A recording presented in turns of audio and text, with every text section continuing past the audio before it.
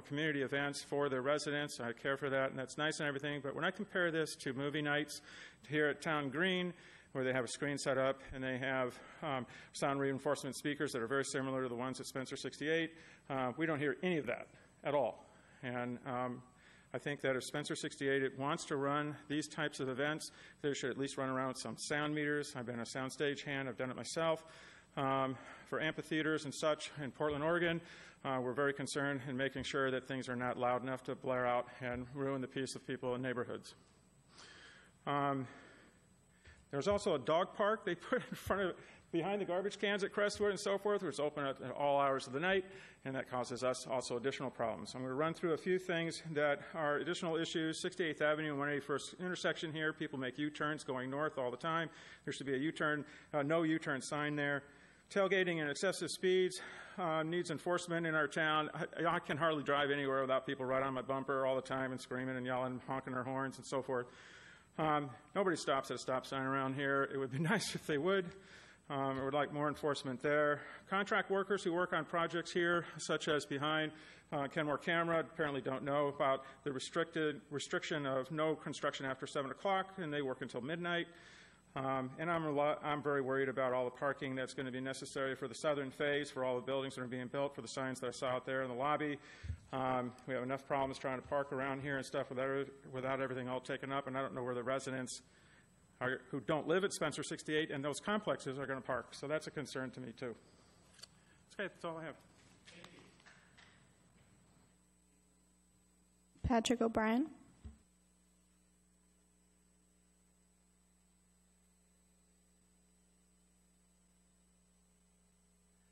Patrick O'Brien, 6330 Northeast 181st Street, Kenmore. Let's talk about the ball fields at St. Edward's Park. I'm totally prepared to have the Brent Smith Memorial Ball Fields at Lake Point. And the reason for that is we know there's going to be some debate on what is polluted property over there and not.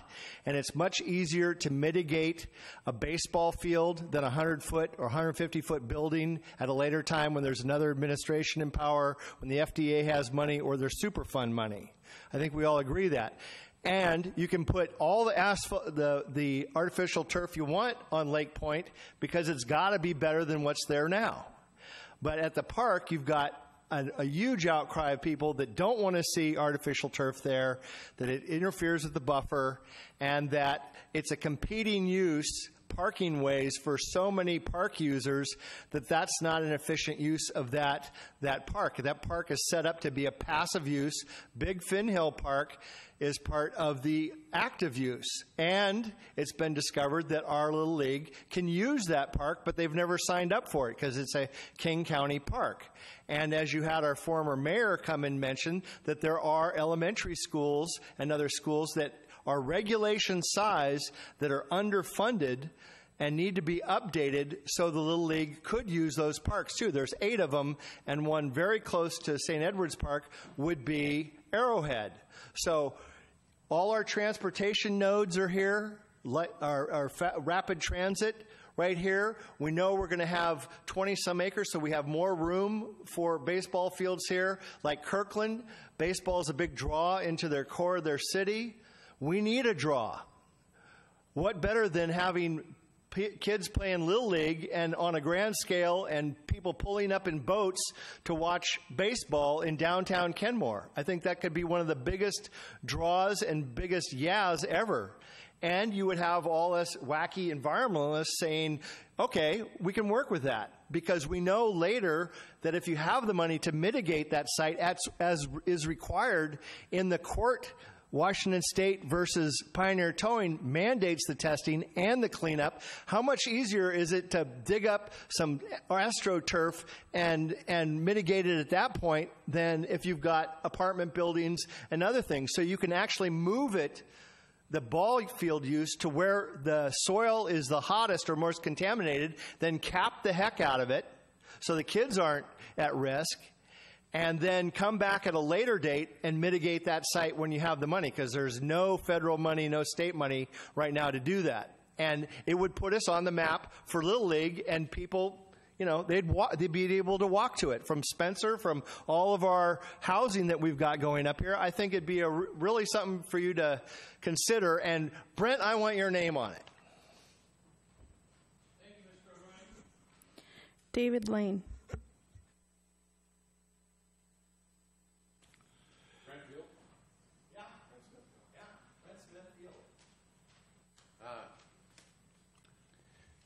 Hi, my name's David Lane, 15827 61st Lane Northeast, Kenmore, Washington. Been a resident for 25 years plus. Also a board member for Families for Active Parks in Kenmore. And I've stood up and talked about this probably for as long as Joanne has had her awards, prestigious awards. Well done. I agree with Mr. O'Brien that parks, ball fields down at Lake Point will be awesome. When Lake Point happens, it'll be great. But ball fields need to occur now, and if not now, when? We have crossed this bridge many times. And Bastyr stood up when the last time State Parks said, no, we're not in that business. Kenmore, the city of Kenmore was behind it. Funding was there. It was an excellent proposal. It was to upgrade the existing fields that are there. So it doesn't change the use of St. Edwards. It's all in line with what the current use pattern is there. It just upgrades it. This package that you all have reviewed and approved, I think that it's right in line with that. It's not new fields, it's upgrading the existing fields. The usage pattern of St. Edwards, which we all love. And Daniels is behind it. We've had conversations with him. I think it's very compatible with what's going on there. The Daniels facility is such that imagine teams from away that come and use the hotel that he's going to build there and play a ball game. And we got to go watch those ball games happen. I think that that's very compatible. It doesn't encroach on the wetlands. You all know that. It's the buffer. That has all been planned out for years and years and years. And Joanne, from the auditor's perspective, probably has all those notes. The upgrades, very impressed with the way the city has put the package together. And Families for Active Parks in Kenmore has been pursuing this for a long time, and we really appreciate your ongoing support of that. Thank you. Thank you very much, Mr. Lane. John Hendrickson.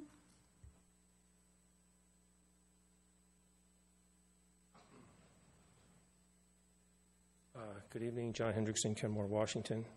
As the council considers funding a $5 million 20-year lease for the ball field development in St. Ed's, I want to elaborate on my concerns that this process is not conceived in reason, but in hostility and irresponsible power politics that ignores the council's duty to balance needs and resources for the greater public good.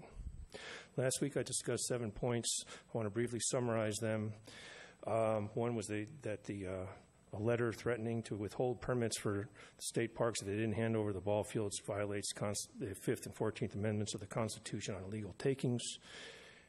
In spirit, and I think in the letter of the law, I gave you the Dolan versus Tigert U.S. Supreme Court case to support that. Passing illegal legislation that was that was subsequently appealed and invalidated by the Growth Management Hearings Board in an attempt to violate state environmental laws. Gross environmental violations that included over-engineering the drainage of a wetland to mitigate the environmental damage by paying $40,000 off-site and somewhere else in King County, nothing at St. Ed's. Ignoring the fact that St. Ed's, Big Fin Hill, and Denny Park have been designated a contiguous biodiversity habitat by the state and should be afforded unique protection, you ignored all that. Wasting taxpayer money in defense of a legal appeal that was subsequently invalidated for the Paul legislation, again, designed to violate state environmental laws. I also questioned how the staff was making false statement of material fact regarding that legislation and whether they were under duress by the council to do so. Councilmember Smith last week was laughing at me while I was making these statements. I believe he's the driving force of the hostility and intimidation rather than reason and responsibility. I want to add following historical facts to help you in your decision-making. When I first met Brent back in 2005, 2004, 2005 at Dean Phillips' house, I explained to him our financial outlook, and as soon as he saw where our surplus was going down, he started yelling at me. He didn't want to hear it. He just started saying, how do I get what I want? That's what he cared about. Okay? When he claims he wants to support youth, he doesn't. When Ed Froling wanted to do the clearing and grading and drainage for a field at Kenmore Elementary, and he was against that. Okay? When, as you're developing moorlands, in the January 2016 meeting, you're taking a field away from 800 school kids on a daily basis. And his response was, well, let the school district condemn some houses and build their own field. I mean, they don't have money for special needs kids, much less to do that, and you know that. I've handed in 2 letters that Brent Smith, which I think were very abusive to the state parks, I've read before. I'd like you to consider them in how the anger drives him when state parks actually knew in 2008 that the city was using the paw permit illegally. They withdrew their support. Brent Smith went after them. They did the right thing. This is completely unconscionable, this behavior. And I think that's what's driving and is giving us this $5 million investment, which is a poor use of our money. Thank you, Mr. Hendrickson. Elizabeth Mooney.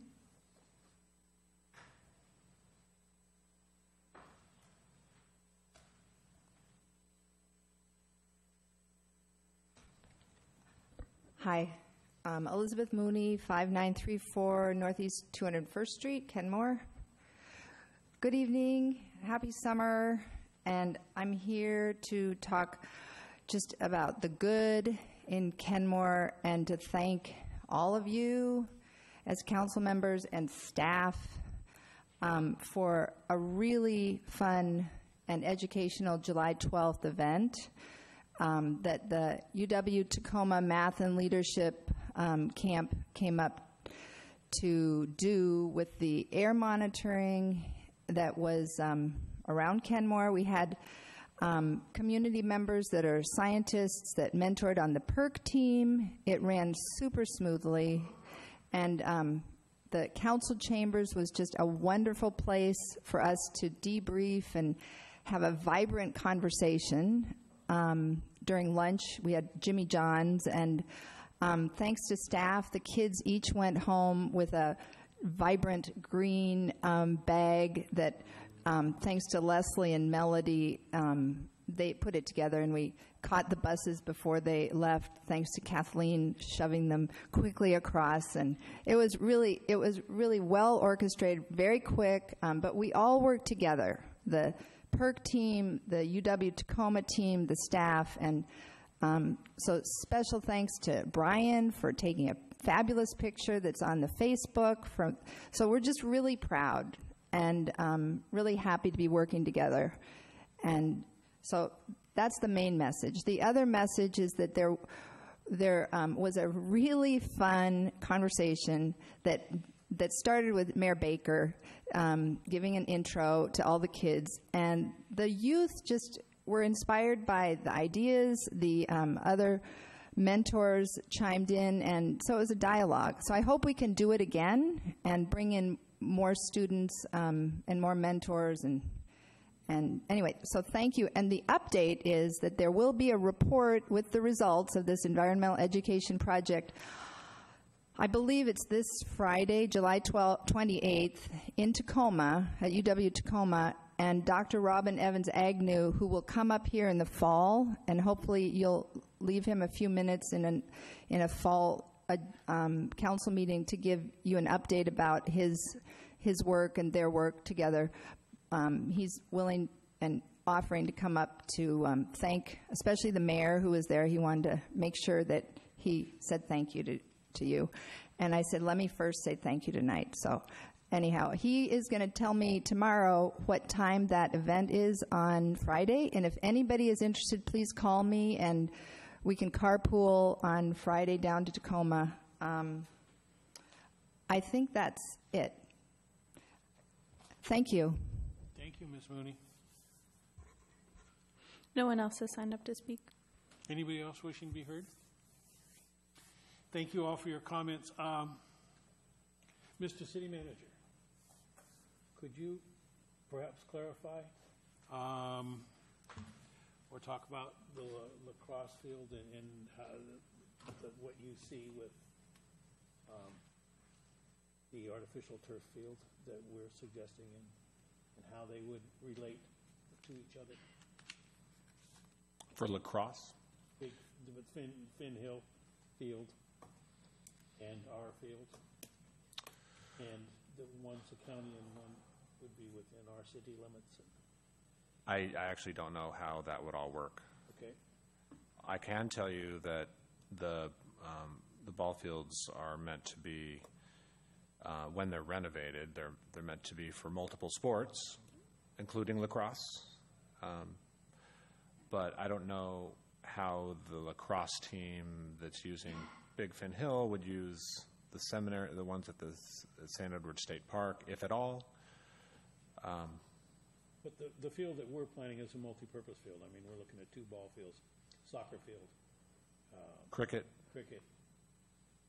other sports. Yeah. Yep. Okay. The other thing was Mr. Condillo, I believe, brought some noise issues. Is there any way that you can look into that and get back with him? Yeah, we'd love to get his address and phone number and email so that we can enter all of his requests as citizen action requests in our system. And then once we do that, we'll be able to follow up with those and have our code enforcement officer take a look at those, as well as our traffic engineer. And they can, those issues that you mentioned can be assigned to them directly, and then they can follow up with you directly on those. Mr. O'Brien, Mr. Lane, Mr. Hendrickson, thank you for your comments on the ball fields, and I think that's one of the things that's on the agenda tonight as far as the capital improvement projects list goes. Ms. Mooney, thank you for your comments, and we should talk at some time about Tacoma on Friday. So anyway, next item on the agenda then is the consent agenda. Is there a motion? So moved. And I'll second. Any further discussion? All those in favor of approving the consent agenda say aye. Aye. Opposed? Consent agenda stands approved unanimously. All right, next item on the agenda is a review and approval of changes to the 2018 health insurance plan and creation of a city-funded employee HRA and VIVA plan. Ms. Gregory.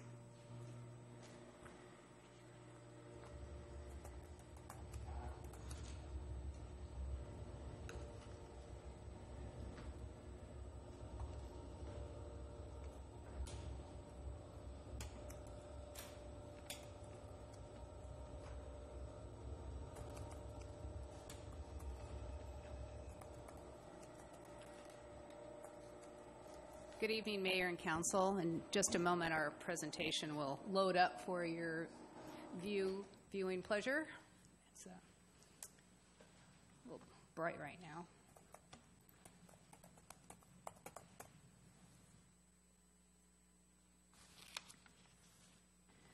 There we go. The resolution's coming out good. Well, this evening, we would like to present to you the recommendation for our 2018 health care plans that came out of the Employee Benefit Committee review.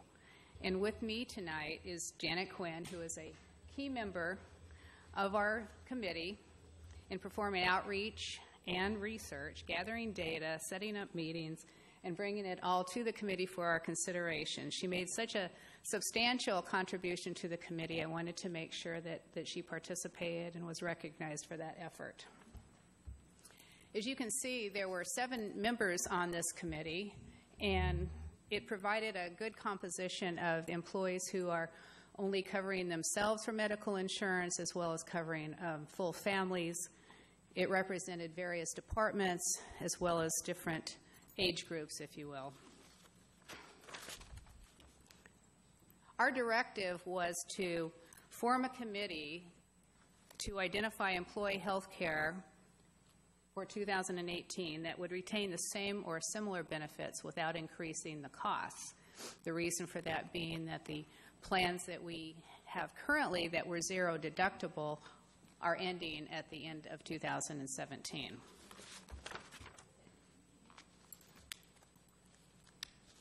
So we went forward with no preconceived ideas or outcomes. We kept an open mind. We wanted to know what everyone else was doing. We surveyed employees about their health care benefits and what their priorities might be. We talked to many, many other cities to try to determine what their plans for 2018 would be, because they would be pretty much in the same boat as us in many cases. And in an attempt to find out what was going on in the industry, we spoke with representatives from Evergreen. We met with a broker, Kirkland's HR director. We did a site visit to the Kirkland Employee Vera Clinic. We met with AWC Trust, of course, and representatives on the health reimbursement arrangement VIBA accounts.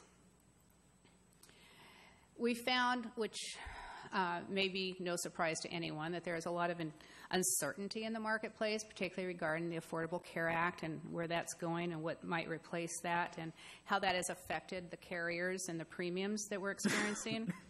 We learned that there's coverages between different insurers that might look the same, but insurers treat those differently from one to another.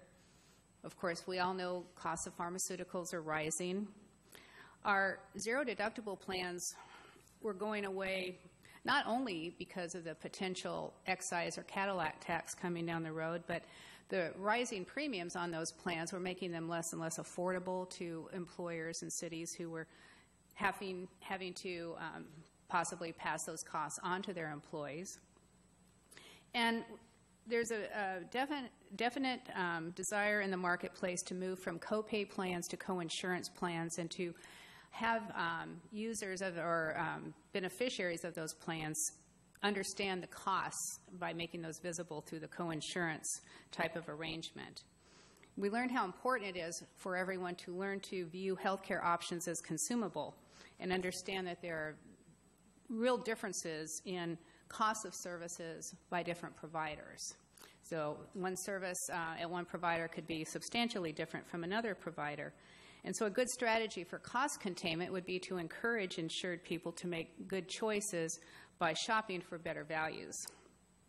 And a really substantial change in the insurance industry that we learned about was the movement from coordination of benefits between insurers to maintenance of benefits. And this occurs when there are two people in a family who might be both insured and they cover each other. It's called double coverage, which used to be a benefit to many folks and is no longer going to be quite as good a benefit and may be, in fact, an economic loss for some employees. This is a list of the cities that we specifically talked to about their plans for next year, and we didn't find anything unusual or earth-shattering here. They're kind of in the same boat as ours, but they weren't as far along in the process of reviewing what their options are as we were, but in many cases they're likely to follow suit and move to the next AWC plan, which we refer to as the $250 deductible plan. So the committee's recommendation is two parts. The first part is to continue with the AWC trust plans for 2018 and introduce the Regents and Kaiser plans, which are known as the $250 deductible plans, and to retain the two high deductible health plans that we introduced a couple of years ago. Those are already in place, and we would continue to offer those. The consequence to employees by doing this, however, is that they will no longer have zero deductible plans.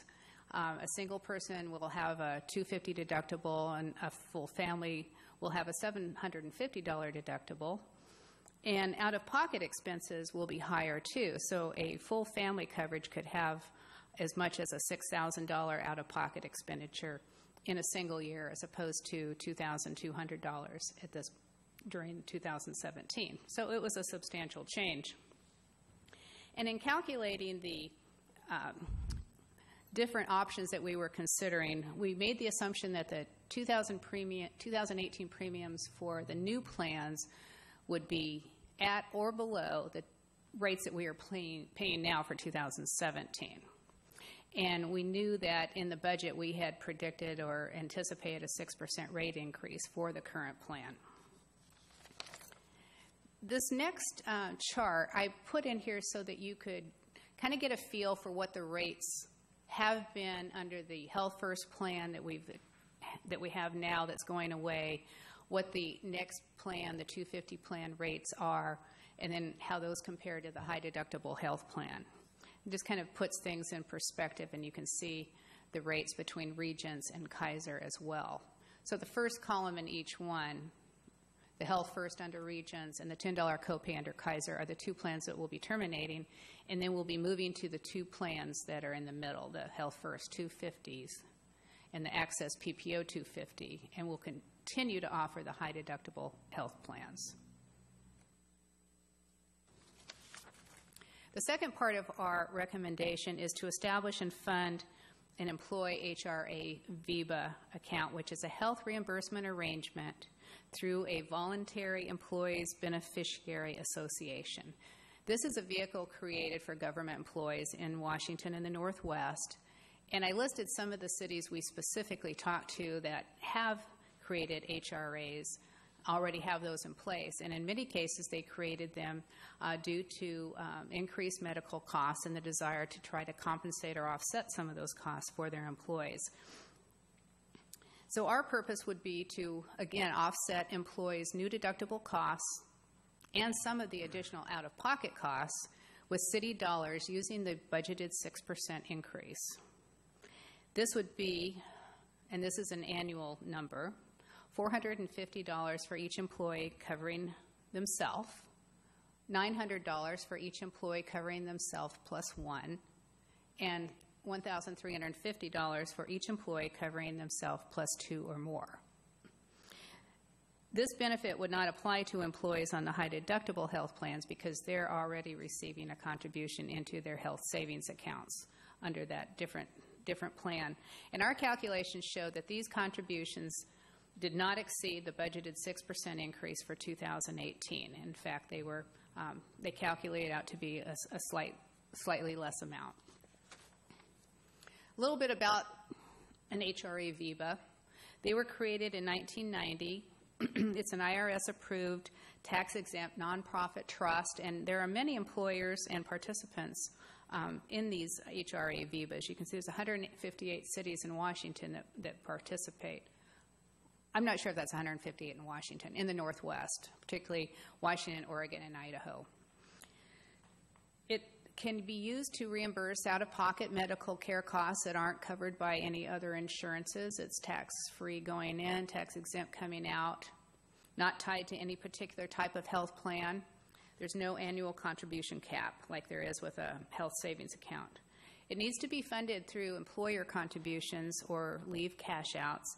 And in some cases, if the entire group participates, employees can contribute as well, but it's not an opt-in or opt-out type of arrangement. This chart, I just wanted to use it to show what is, the dramatic difference in potential costs between 2017 and 2018 for a full family coverage. So in 2017, an employee with a full family would be obligated to pay a portion of the premiums plus up to $2,200 out of pocket. But in 2018, in addition to a portion of the premiums, you would have the $750 deductible and potentially up to $6,000 out of pocket. So it's quite a substantial difference. Each bar on that chart is a $1,000 increment. We felt as a committee there were really good reasons to stay with AWC and move to this next plan. AWC is highly regarded nonprofit, predominantly self-insured agency. They're accountable to their board, not their shareholders. They don't have a profit motive. They have greater flexibility in the way that they process claims. They can be an advocate when there's a dispute with the insurance companies and they can be a representative for the employee. Continuity of services is always a benefit for the employer and the employee. It's less disruptive to everyone. And AWC is offering some enhanced benefits under these new plans as well, offering for the first 4 routine visits that would not be subject to a deductible, only coinsurance. And they're providing phone and video consultations now in lieu of doctor visits, for which there's a $10 copay, so it keeps folks out of the doctor's office in some cases. We also felt that these AWC plans, in conjunction with the VIII, gave employees continued good coverage and introduced the concept of comparison shopping and having some medical spending dollars. Some employees in the survey indicated that they'd like some better benefits in the areas such as hearing aids or contacts, orthodontia, and they would be able to use some of these HRA VIII dollars to potentially pay for those items. And we also felt there were some very intriguing and emerging options out there in the market and with other cities, but we did not have enough time to fully explore those for next year. But we felt talking more with Evergreen and with Kirkland regarding their clinic was something we'd like to continue to pursue for beyond 2018. And again, the benefits to the city: continuity of service. It introduces to the employees the concept of consumerism and their healthcare choices. It introduces the ability to control some of their health spending accounts, and if the city were to transition to higher deductible plans in the future, this would be a good introduction. There's a potentially modest cost savings, the way we have calculated that for 2018, and hopefully potential for additional cost savings in the future. And continuity of service is a big consideration for employees. There's a benefit to them, and we feel that this introduction to controlling a health spending account would also be a benefit to the employees. They would have some control over how they spent their health care dollars. So looking ahead, we would like to continue to research other cost-saving measures in the field of health care provision and keep the committee active, and consider the feasibility of other plan structures that we've come across and options for future years. So this recommendation at this time is solely for 2018. And that concludes my comments. If Janet would like to add anything, I encourage her to do so. Thank you. Thank you. Councilmember Smith. Thanks, Joanne, for the presentation. I have a few questions, but I think I'll just ask a couple, and then hopefully the others will be addressed. First, I'd just like to say this is one of those discussions I hate having, because I realize this is an issue that affects people pretty significantly in their pocketbook. It affects us in our budget process, and it's one of those things that we have to try to find this fine balance between what's reasonable and what's right, and what also has the least impact and the greatest benefit. And so I just say that because I realize it's a touchy issue. And one of the things I wanted to ask you, on page, or slide 12 of the PDF, let's see, I guess it's the one. It's on my PDF, it's page 12, and it's the future year costs dash employee, and it has the bar graph on that. Is that for just one of the two plans, though? So there's another one that they have a potential to use. Is that correct? Yes, I didn't include that bar graph in the presentation for this final presentation. I think what I know that you're referring to, we at first tried to look ahead to 2019, and we decided we didn't want to go there yet because it's very unpredictable what any of the plan's rates will be a year from now. Okay, so but I did want to say there are other options. There is the Regents plan, and then there is the Kaiser plan, which replaced group health. So there is a choice there.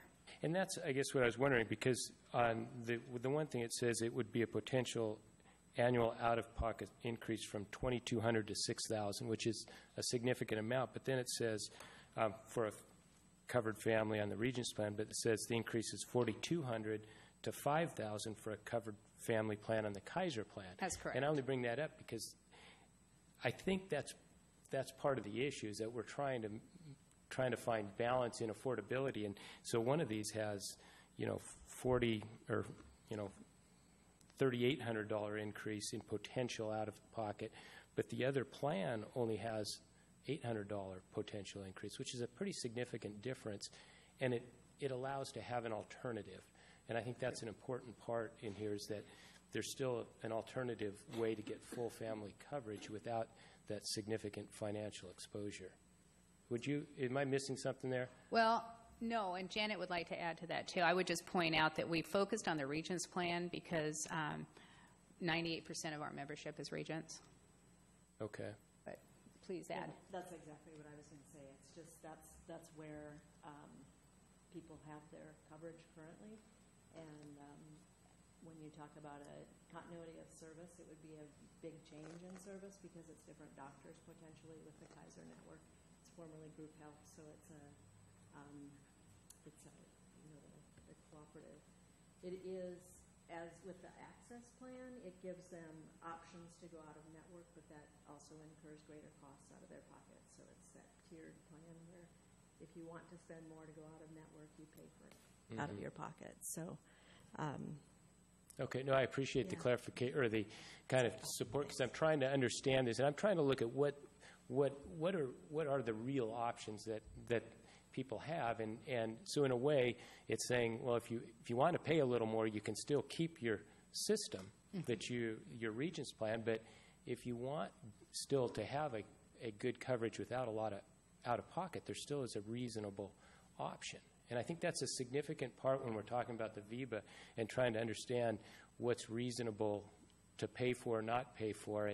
And I do all, anyway, I'll leave it at that right now, and I'll let some others. Do you mind if I? Oh, please. I actually would like to speak to that if you don't, Sure. If you wouldn't mind. I think one of the advantages to the city of introducing employees to an HRA VIBA is introducing them to that concept of shopping, of ownership of their health care options. And I think in the long run, it makes them more educated on their options and what's available and the difference in costs.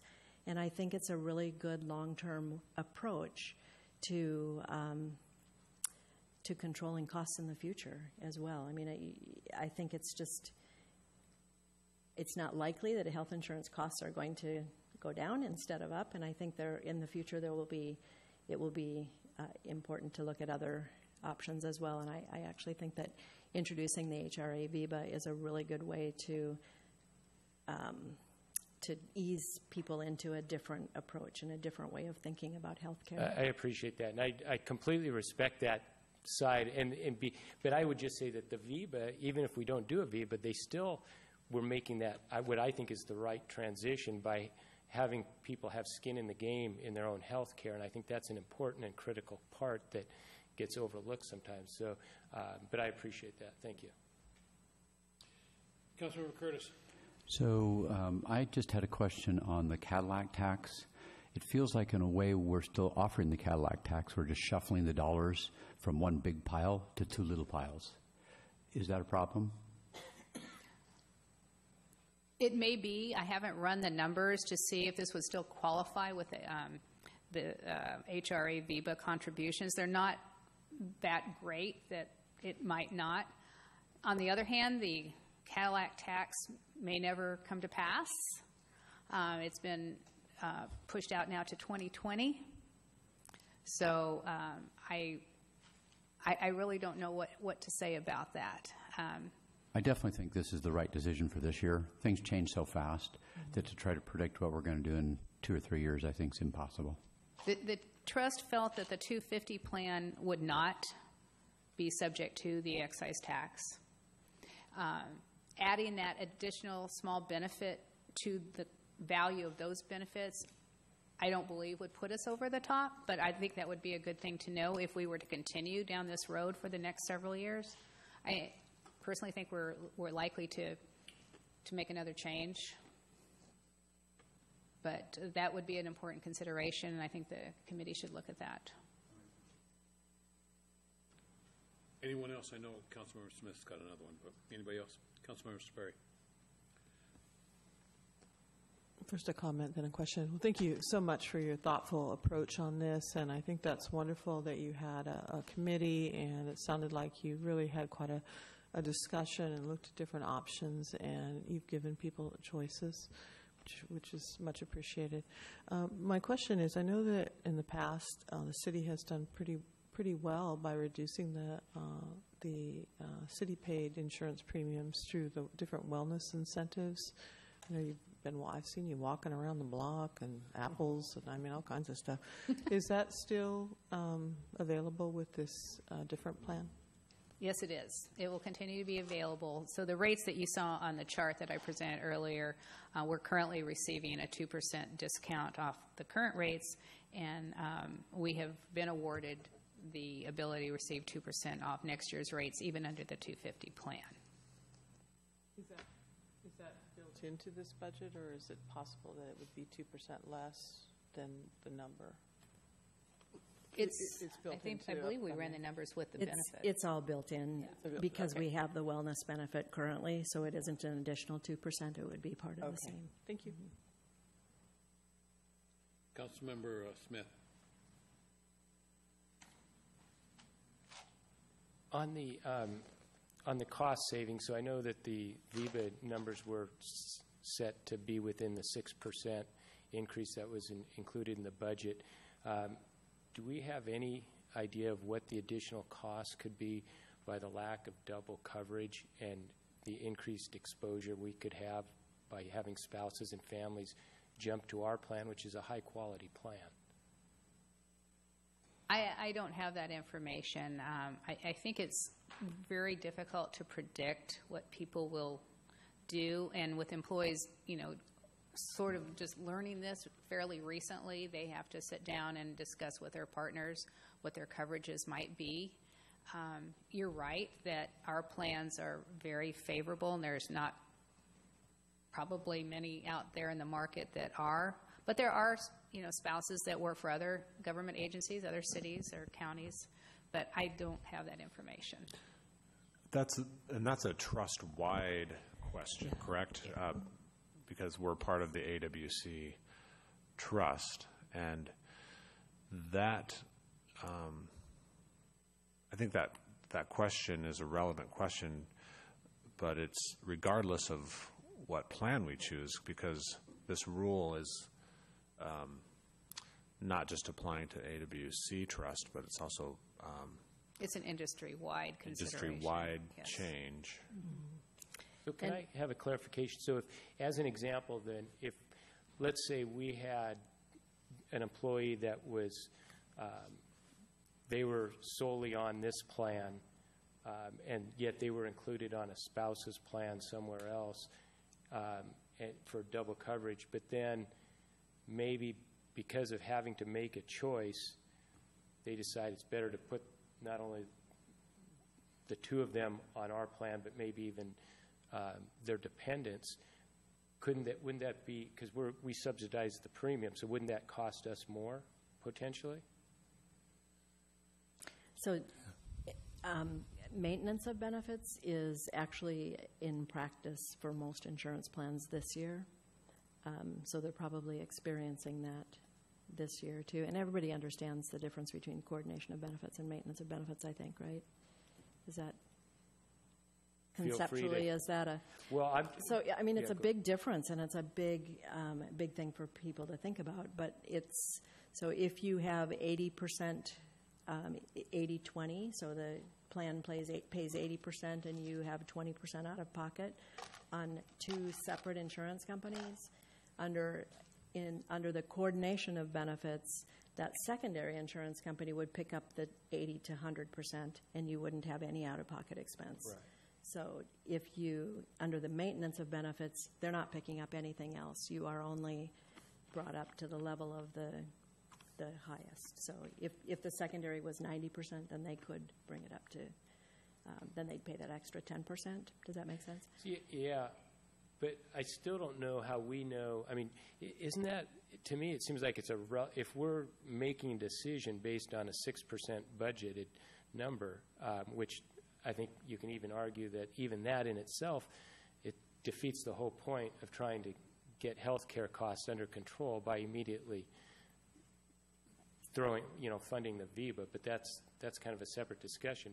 Let's just assume for a minute that 6% is valid. Then doesn't it make sense we should really know if there's or know what the projection is for that additional cost by potentially having full families that maybe they're going to choose our plan now. What percentage of people cover their whole families here? I mean, if I'm wrong, I don't mind you telling me I'm wrong. The way I see it as being an additional cost, and I'm just trying to understand it. Yeah, I just don't know how we can predict what families will do until after they do it, or we get closer to open enrollment maybe and have a better idea. If it helps at all, we looked at the spectrum of employee coverage at this time. We had, out of 28 eligible employees that would be participating in this, 6 are covering themselves only. 12 are covering full families, and the difference are covering either either a child and the employee or a spouse and the employee. Okay. So, but I honestly can't predict what people will do when they sit down with their spouse and look at the other plans, because I don't know the other plans. I understand. I don't know the other spouse's employment situation. No, and I do appreciate that. I realize it's such an abstract thing, but I'm looking at it from the fact if we're trying to fill in that 6%, I just want to make sure that we don't now end up getting a 9% next year because we didn't assume that. And the other question I had is on the HSA. I know the city contributes money on the HSA accounts, but I know that was set up as an incentive because we realized there was actually a cost savings even if we contributed some. Mm-hmm. Is there a built-in disadvantage now for those that choose the HSA because they don't get we structured that to be in balance, and I'm just wondering if it seems like it's now creating less of an incentive because maybe there's additional money available in a VIBA account. I don't think so, because I think the HSA is still covering the higher deductible for those folks on that plan, plus a cushion as well. So I don't think it's a disincentive for those folks. Okay, it seems out of balance that the city will have an incentive on the VIBA, or not even an incentive, it's a gift, basically, for the VIBA account versus the HSA people that chose that, they don't get any additional benefit at all. They've got still their same old plan. It just seems like an imbalance. That's an interesting point. I don't really know how to respond to that. I don't think we felt it was. We felt that the HSAs were, even though they were incentivized more so in the first year, they have been ramped down over the 2015, 16, 17, and 18. But it's still providing a very good benefit for those folks and covering their deductibles as well, which are substantially higher than these. Thank you. That is a really interesting point that I hadn't thought of. The ability to accumulate tax-free cash was a great benefit of the high deductible HSA that we were providing, but now we're offering that to all employees through this proposed 250 plan with a reduced benefit, but still with the ability to accumulate tax-free account through the VIBA vehicle. So yeah, that's an interesting point. I don't think that. I think that's a consequence that wasn't forecasted, but I think we still recommend this proposal because the underlying premise was we didn't want employees to see a big reduction in benefits, and at the same time, we didn't want to see the city paying more than we would have otherwise. So my message to the committee was same or better benefits for same or less money cost to the city. And I think that's what the committee followed, and I think they've achieved it. And this kind of ripple effect consequence you point out about comparing it to the HSA is an interesting point. Can I just add some dollars to put that into perspective, maybe for a single employee? If I was an employee who had very few office visits, very healthy employee, seldom go to the doctor, the HSA, even with a $1,500 deductible, you're not going to meet that, but those contributions are about $2,000. I think I personally would take that over a $450 contribution having to meet a $250 deductible. So I think it appeals to people who manage their health wisely and potentially shop around too. And I would add that topic did come up in the committee, and we did discuss that. I think our perspective was that it was the two plans that were the zero deductible that were going away, and that's the employees that would be impacted. The ones who have the other plans are not really impacted. Their plan continues as it is. So it did come up. I mean, it's So an we'll have good discussion. information after open enrollment this year. Another good reason for the committee to stay together and look at the impacts of what we've done this year and how people might choose differently.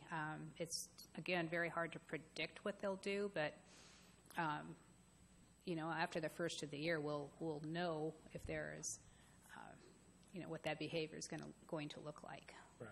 And it could influence where we go for the following years. Councilmember Herbig, then Councilmember Curtis.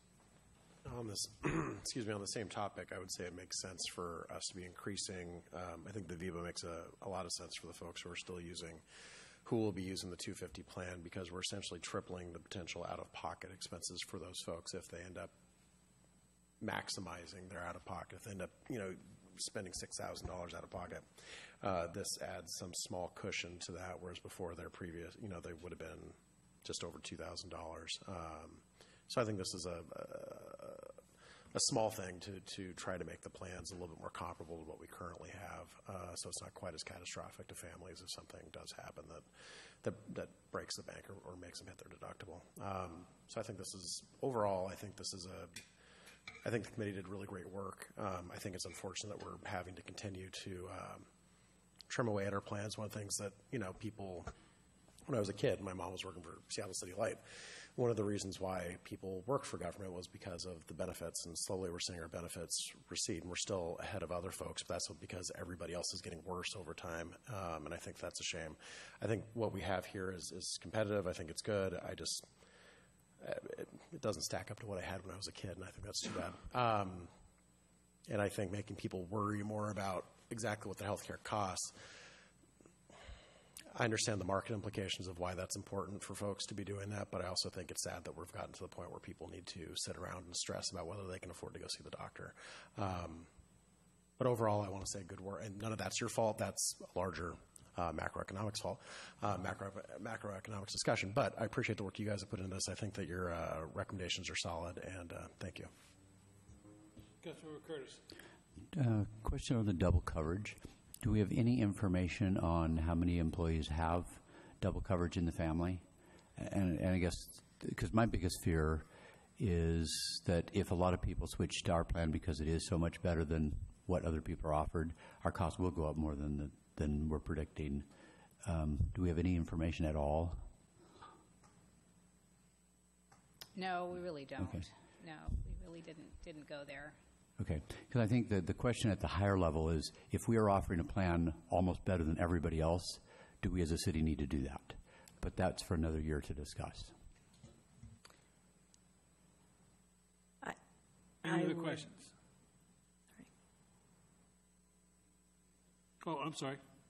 I was just going to say, I think we also looked at being competitive, not being better than everybody else. And in my discussions with other cities, they're having the same conversations. We're competing for workers as well, and we want them to be a good enough plan that people will be attracted to work here.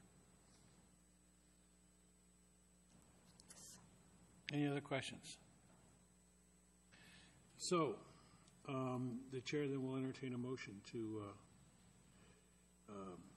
approve the 2018 AWC Health First and 250 and the Kaiser Access PPO 250 insurance plans, and the creation of the city-funded employee health reimbursement arrangement. Is there a motion? So moved. Second? All right, any discussion? Clerk, please take the roll. Councilmember Curtis. Yes. Mayor Baker. Yes. Deputy Mayor Van Ness. Yes. Councilmember Smith. I'm going to vote no, and I'm voting no because I do believe we are setting precedent on this, and I know once you start these accounts and you get going down this path, I believe we don't have enough information to know what the costs are going to be, and I think it's going to be a lot harder to stop something that's got downhill momentum once it gets going. And so, unfortunately, I'm going to be voting no on this. Councilmember Sperry. Councilmember Herbig. Yes. Motion passes 5-1. All right.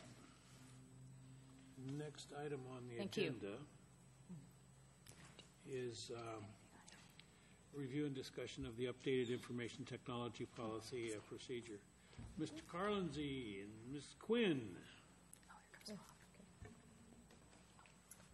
Thank you, Mayor Baker and council members. Did you want to say something first, or do you want me to go? Okay. So you've had a chance to review the IT policy.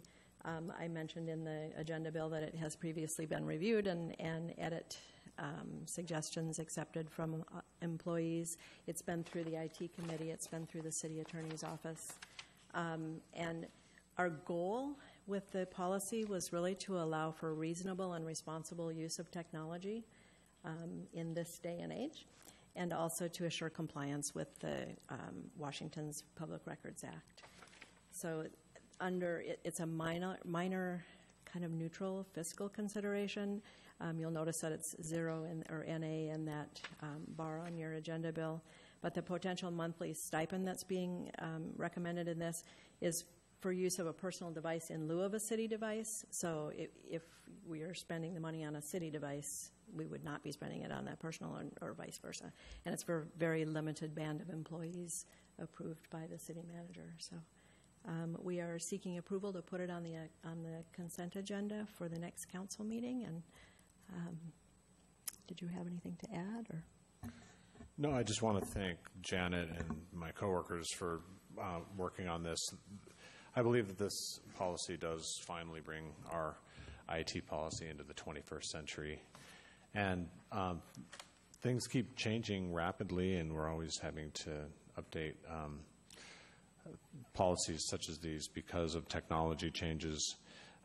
Texting is kind of the latest frontier, especially as it relates to the Public Records Act. And so I think we have a solid policy on that topic as well as other topics. The policy outlines very clearly what we can't use city-issued computers and devices for, and not that the other policy didn't, but this policy goes into that topic even in more depth.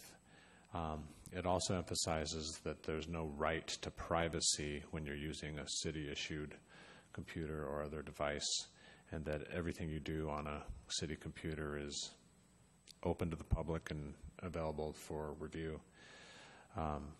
So all in all, I think it's a good policy, but Janet did mention there is this fiscal issue where we're proposing a monthly stipend for a small number of employees who would be using their own cell phone for city business. Right now, I think probably no more than 5 employees would be in that situation. Most employees don't need a cell phone at all. Others that do need a cell phone, most of them just have a city-issued cell phone for city business. But there are a small number, mainly department heads, who I expect to be available 24/7 on the weekends. And so rather than having them carry around 2 cell phones, it makes more sense for them to have one. And they can't do personal business on a city-owned cell phone, so in this limited circumstance, it makes sense for them to use their own cell phone and then do city business on that phone and then get reimbursed accordingly. So, this works quite well for staff. But now we get text messages from staff on our personal phones, which opens our phones up. So if it's a transitory message, meaning a message that's temporary in nature, just setting up a meeting time or something like that, then that's not an issue. It's substantial city business. That's when that has to be. So the text would just need to be forwarded from one end or the other, from either the city employee or the council member, to a city email that's set up for that purpose, to capture it for public records. But yes, it does. What you're saying is that when I receive a message from Nancy Meehan about a meeting, that's transitory, but I have to send it back. No. If it's transitory, no. Councilmember Curtis. So as I reviewed this, I think the question was, it felt like it was mostly a policy for staff, but I'm trying to figure out how much of it does apply to city council, and should there be some clear delineation that here's the city council portion? Because some things where it's talking about, privileged attorney-client communications, those sort of things do apply to us. But again, it's not usually in a text format that would happen. A lot of things like logging off on Wednesday, that doesn't apply to us. Forwarding text to the end, password changes every 120 days. So a lot of those feel like it's staff-oriented, but the policy doesn't feel like it clarifies that. So it seems like there should be some wording that this is for everybody, including council, and then if so, what applies to us and what doesn't, or this is mostly a staff policy and there will be something different to address council or a different paragraph. I'm not there. It just feels confusing how it applies to us. Well, I would tell you that it was difficult to write it in that way as well, knowing that it covered the broad spectrum. And I should add, just as a postscript, that there was a bill that was passed in this past legislative session that may impact it. It talked about volunteers, that the Public Records Act wasn't meant to apply to volunteers, so I need to check on that with the attorney's office. But if I am happy to change if. So as you wrote this, was the intent for everything here to apply to us? Well, the intent is in concept that you are bound by, to convey that you are bound by the Public Records Act, public records disclosures, that all of those things are applicable to you as well as they are to employees. And that's what it was meant to convey. So if you are doing city business with texting, then that needs to somehow get into the city system so that that's recoverable and disclosable for a public record. I guess what I'd recommend is adding an extra section that specifically says council. Here's the concepts that you are held to, but all the details of checking out on Wednesday, we don't have to mess with all that. Because otherwise it's a policy for everybody, and we're going to not be able to align ourselves with most of it. Does that make sense? Just to have a little paragraph that says the intent is all true, but the details don't apply to us. Otherwise, we're going to be out of compliance. There's no way we're going to do everything that's in this policy. I mean, when I get a text, I'm not going to send it to some email to be recorded. So unless somebody takes care of it on the other end. So I just worry we're going to not be able to comply to it. I know we're supposed to change our passwords every 120 days, but I'm not sure I've changed mine since I invented it. So At the hospital, they were forced, like you will be that's coming. not able to use your email. That's coming. That's the intent. And that's that is why the it best says will answer. be. That is, you will be required to change your password just for security reasons. Yeah. So I don't know. Does anybody else have any struggle with how this all applies to council? I guess. So if you are texting on city business, it does apply to you. If there are records that need to come into the city system, it does apply to you. So the technical things like the logging off and things like that wouldn't, but if you're using a city computer on city business, then it does apply to you. Right, so but there's nowhere here that understand, says I have to obey some of these things, but not others of these things. is there something that in particular that you're So seeing let's say the log off on Wednesdays. So we're just going to delete It's a that. minor detail. I understand I'm actually gonna delete that from the policy. That's an it's a administrative. procedure thing. And it could change to another day of the Yeah. week if your fix-it guy said so. Yeah, giving that a second look, that shouldn't even be in a council-approved policy. That's an administrative decision. So, the committees I serve on, King County Board of Health, President of Sound Cities Association, is that city business? Yes. So then all of the messages that I get from Aging and Disability, all the messages I get from the Board of Health, all the messages I get from these committees, all of those need to be forwarded to the city to be kept. I guess under this policy, that's what we're requiring. And under the law? No, that's a question.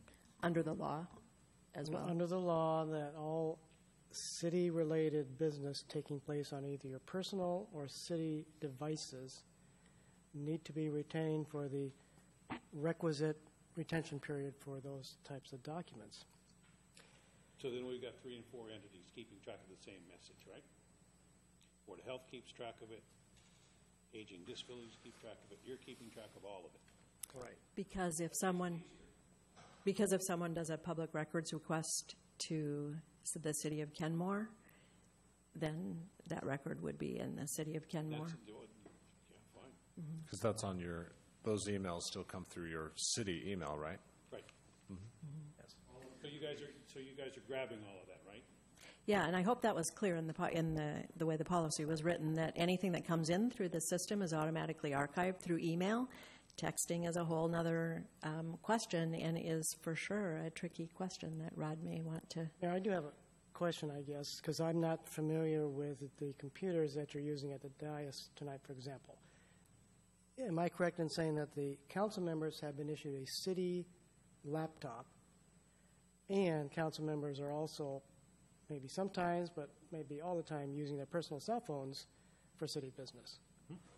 So our task maybe in the next couple of days would be to clarify for you within this printed document whether everything in here applies to both of those situations for council members or not.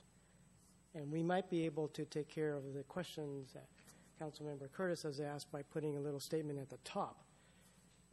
That maybe, unless indicated otherwise, then these policies apply to all council members and all employees.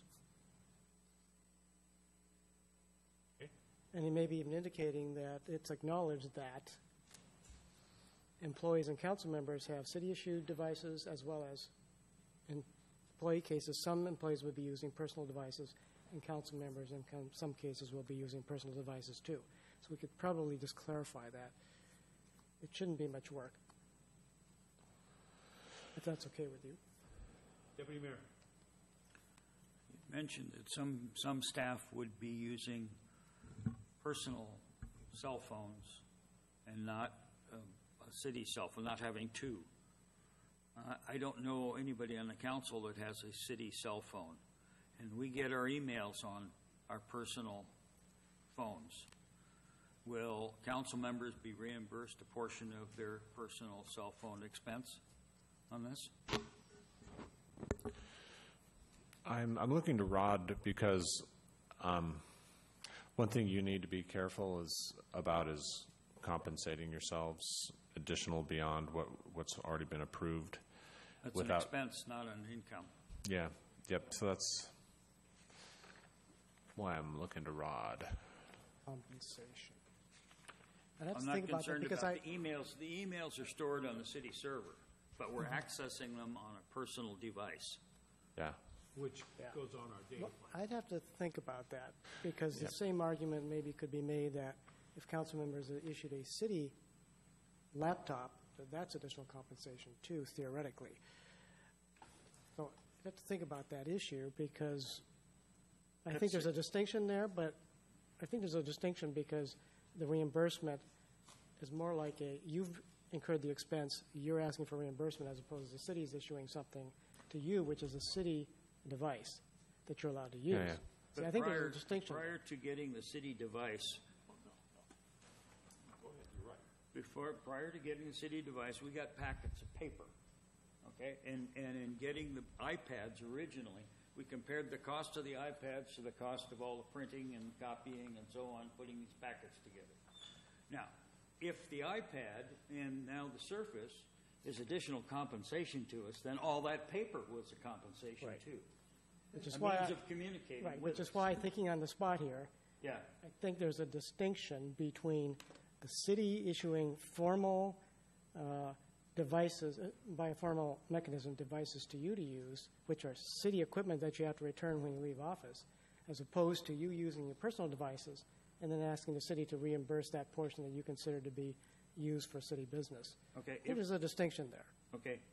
Then, if we're not supposed to, if we're supposed to use the city device that's issued to us for email, then we're not going to be accessing that email nearly as often as if it's on our phone that we're carrying around with us. Right. And if the city is not, if it's going to compensate some employees for a personal phone, they really should compensate the council for the use of the personal phone as a communication device.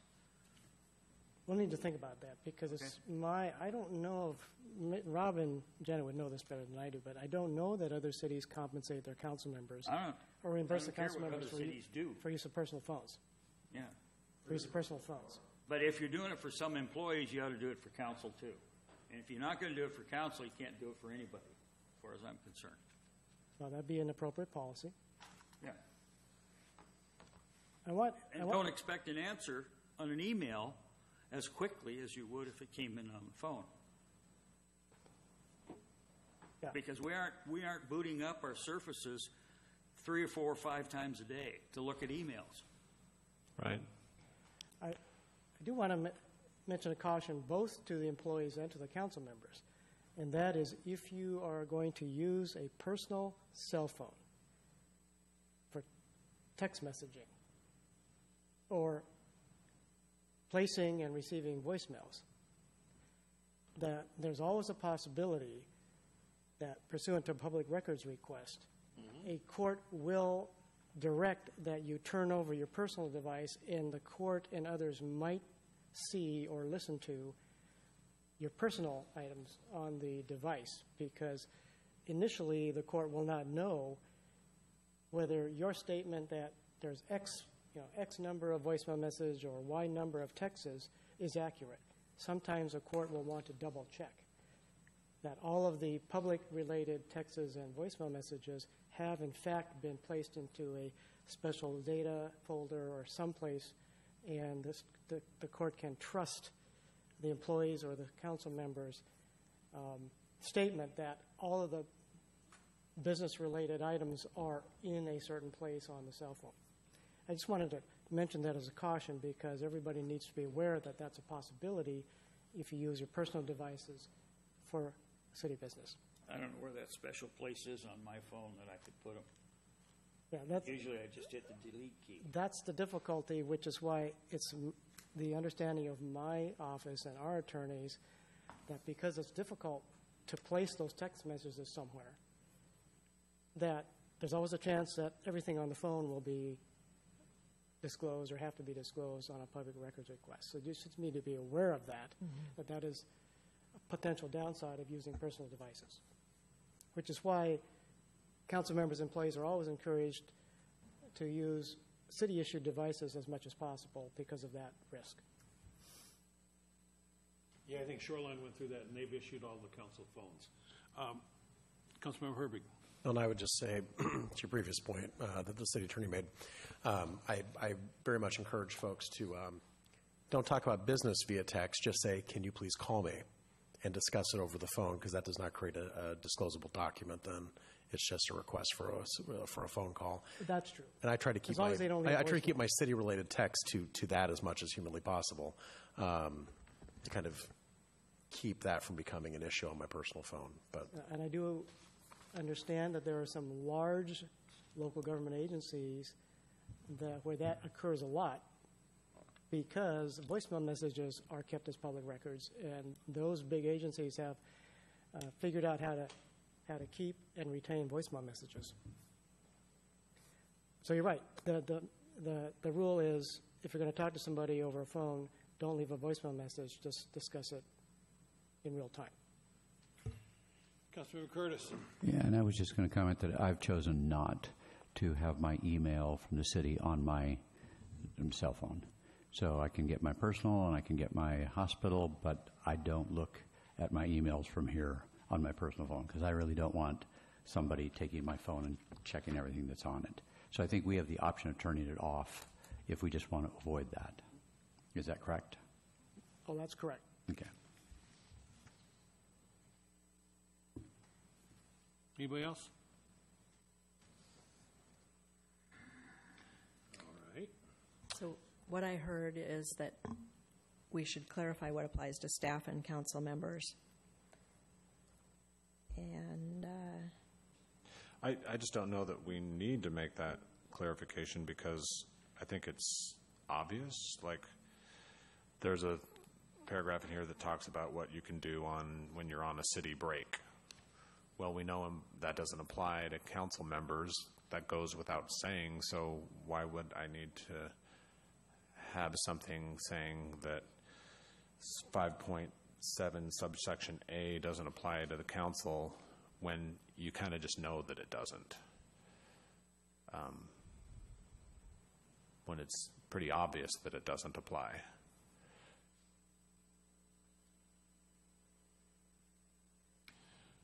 Councilmember Sperry. It may be obvious now, but all we need is somebody that hasn't gone through this process and says, well, if this applies to both staff and city council, and kind of going down that road of, well, why aren't you doing that to the city council? So, I mean, even if it just has a little asterisk on the ones that are not applicable with a little footnote at the bottom, I think that would be enough clarity. But when I read through it, it did feel more staff in terms of full-time staff rather than elected. That's kind of what I got from it. So,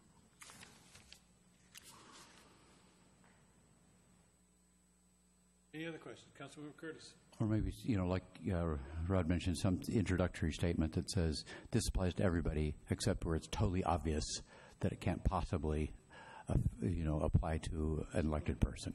Yeah. But something to say there are two different categories of people being addressed in this document. we'll work on that. So I'm going to jump in on this. I cannot tell you how many times I'm asked as a member of our family to find things in our home that have somehow should be obvious to find. I'll just leave it there. Anything else?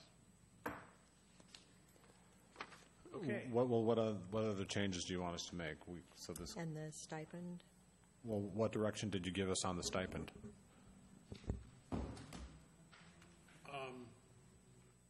Councilmember Curtis. I'd be inclined to say no stipend. People can turn it off their phone, so they don't have to use their personal phone for the city emails. I think we're talking more about staff here and the stipend for using their phone when they've got to.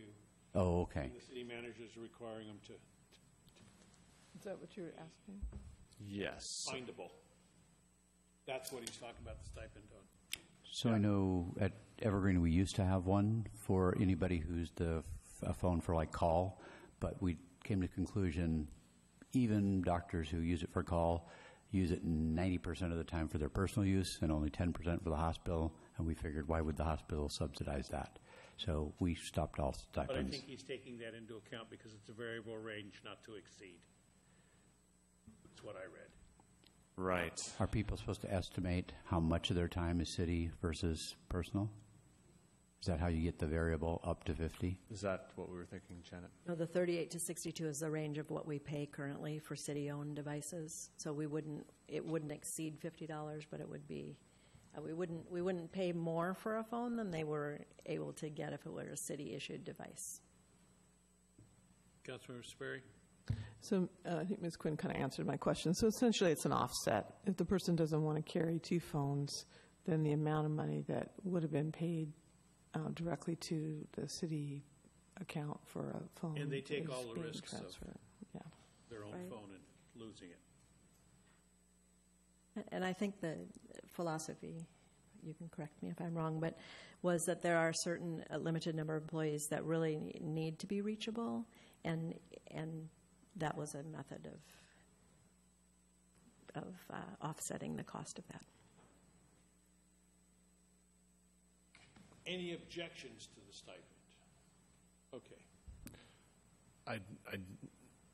Sometimes I should quit while I'm ahead, and it's probably one of those times. But I think it should be, to Deputy Mayor Van Ness's point, I think this stipend, this is one case where it does apply to city employees, because I don't think you guys can give yourselves a stipend without having to be reelected before enjoying that stipend.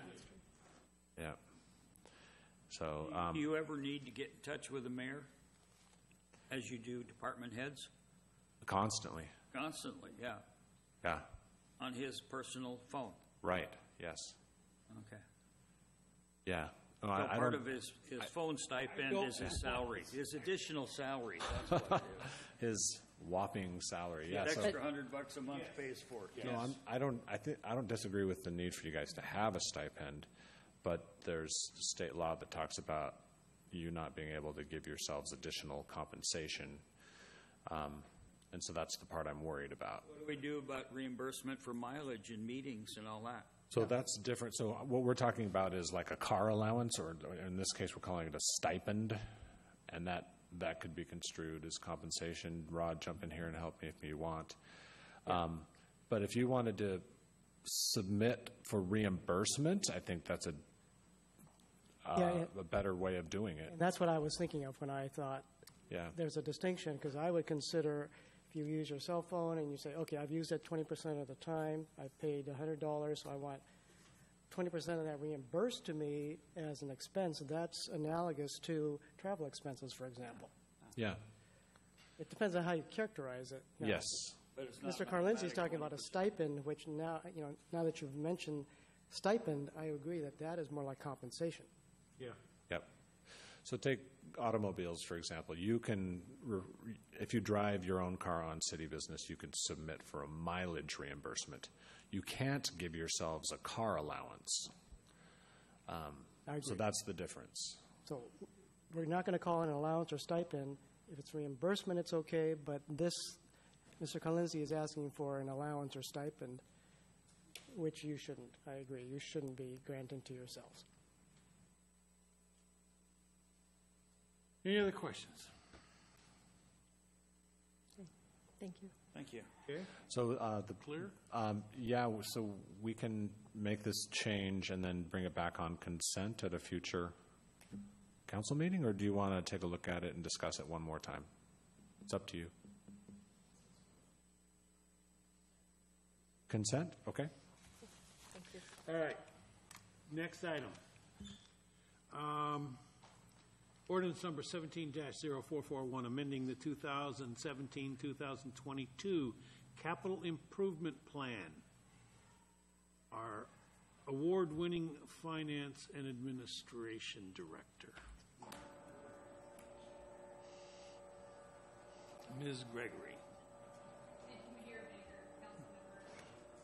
This is the update to the capital improvement program I'm sorry, this is the update to the capital improvement program that was first discussed on July 10th in detail.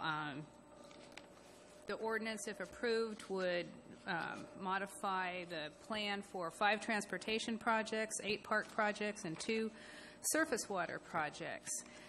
Since we last discussed this program on July 10th, there were a couple of changes based on discussion with the council and direction. The first was that the Arrowhead Park sidewalk project was moved out to the 2019-2020 biennium due to grant application cycles. On the St. Edward Ballfield project, the Strategic Opportunity Fund contribution of $640,000 was replaced with $210,000 of park impact fees and $430,000 of additional real estate excise tax. On July 17th, the City Council received an update to the West Sammamish River Bridge Replacement Project, and based on that discussion, the recommendation was to decrease the amount of the unsecured grant for the West Sammamish Bridge replacement from $7 million, which had just been an estimate or a placeholder, and to make it $6.9 million in the year 2020. This adjusted for the added cost of sidewalk in front of Rhododendron Park with an increased funding request for TIB or other grants. And as a result, the total project budget was adjusted for a $100,000 decrease. Otherwise, the amendments affect the 202nd Street sidewalk project, the 62nd Avenue sidewalk project, Arrowhead Drive, the West Sammamish Bridge, neighborhood transportation improvements, Twin Springs interim use, Tolt Pipeline, Moorlands, Log Boom Park, Rhododendron Park Waterfront, Rhododendron Park Float, the St. Edward Ball Field, Rhododendron Park Boathouse Pavilion, surface water culvert at 61st and 190th, and the surface water 192nd Street culvert replacement. Now, 2 of these projects are funded, potentially funded with money from the state capital budget. And the Moorlands Park project is one of those. There's $250,000 in there for a portion of the funding for that park, and the Rhododendron Park Boathouse Pavilion is totally funded, independent on funding, I should say, from the state budget in the amount of $225,000. I'm not sure what the council's wish is regarding those 2 funding sources, considering the fact that there right now is not a capital budget approved. We can leave it as is, because I anticipate at some point there will be a capital budget and a decision made if we'll receive that funding or not, and then we can make an adjustment, or we could make the adjustment now in anticipation of no funding. And you can also clarify tonight that approval of this document is contingent on state approval of a capital budget. That's another way to approach it.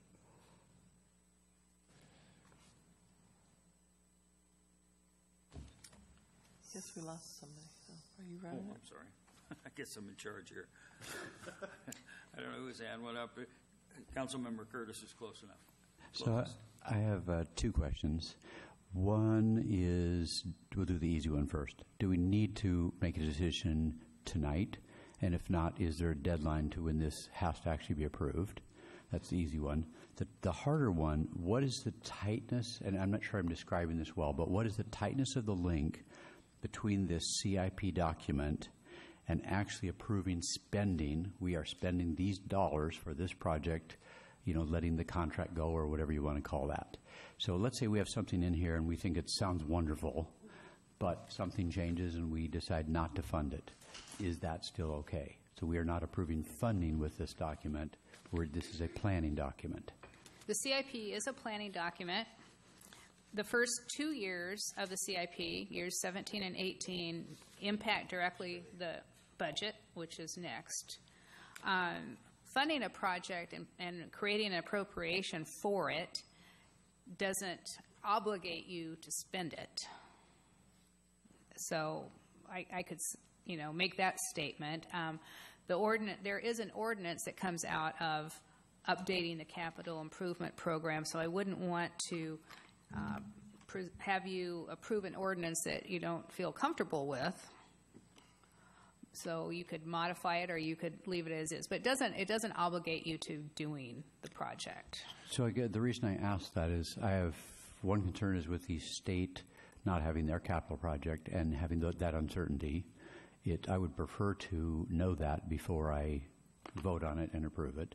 And then until we know whether we're actually going to put up lights in St. Edward, which is dependent on the BAT study, I would prefer to not have a final vote on that for myself until I have that information. So all the rest of the items I'd be happy to vote on and agree on. But the ones that I don't have enough information, I just feel uncomfortable saying, yep, I'm going to vote yes on that and we're going to do it. Okay. So that was my question, is does it need to be done now? Could it wait until we have a little more data? Or is there some pressure to get this thing approved because we have some deadline? There's not a deadline. The one project, the Rhododendron Park Boathouse Pavilion, was totally dependent on funding. So it won't happen unless there is funding. There's not really a consequence to not receiving funding. There just won't be a project. If funding is approved, then a project could be initiated. I'm more concerned that there's funding for Moorlands in there, which is an ongoing project. And should that funding not go through, then we would be looking for another revenue source to compensate for that. Councilmember Sperry, then Councilmember Smith. Thank you, Mr. Mayor. So obviously this is a bit unprecedented to not have a capital project budget for the state, and so we certainly don't have a lot of guidance, if you will, on how to do this. So I share your concern. My main concern is the Moorlands project because ground is broken, it's on its way. I mean, we've awarded a construction bid based on this funding.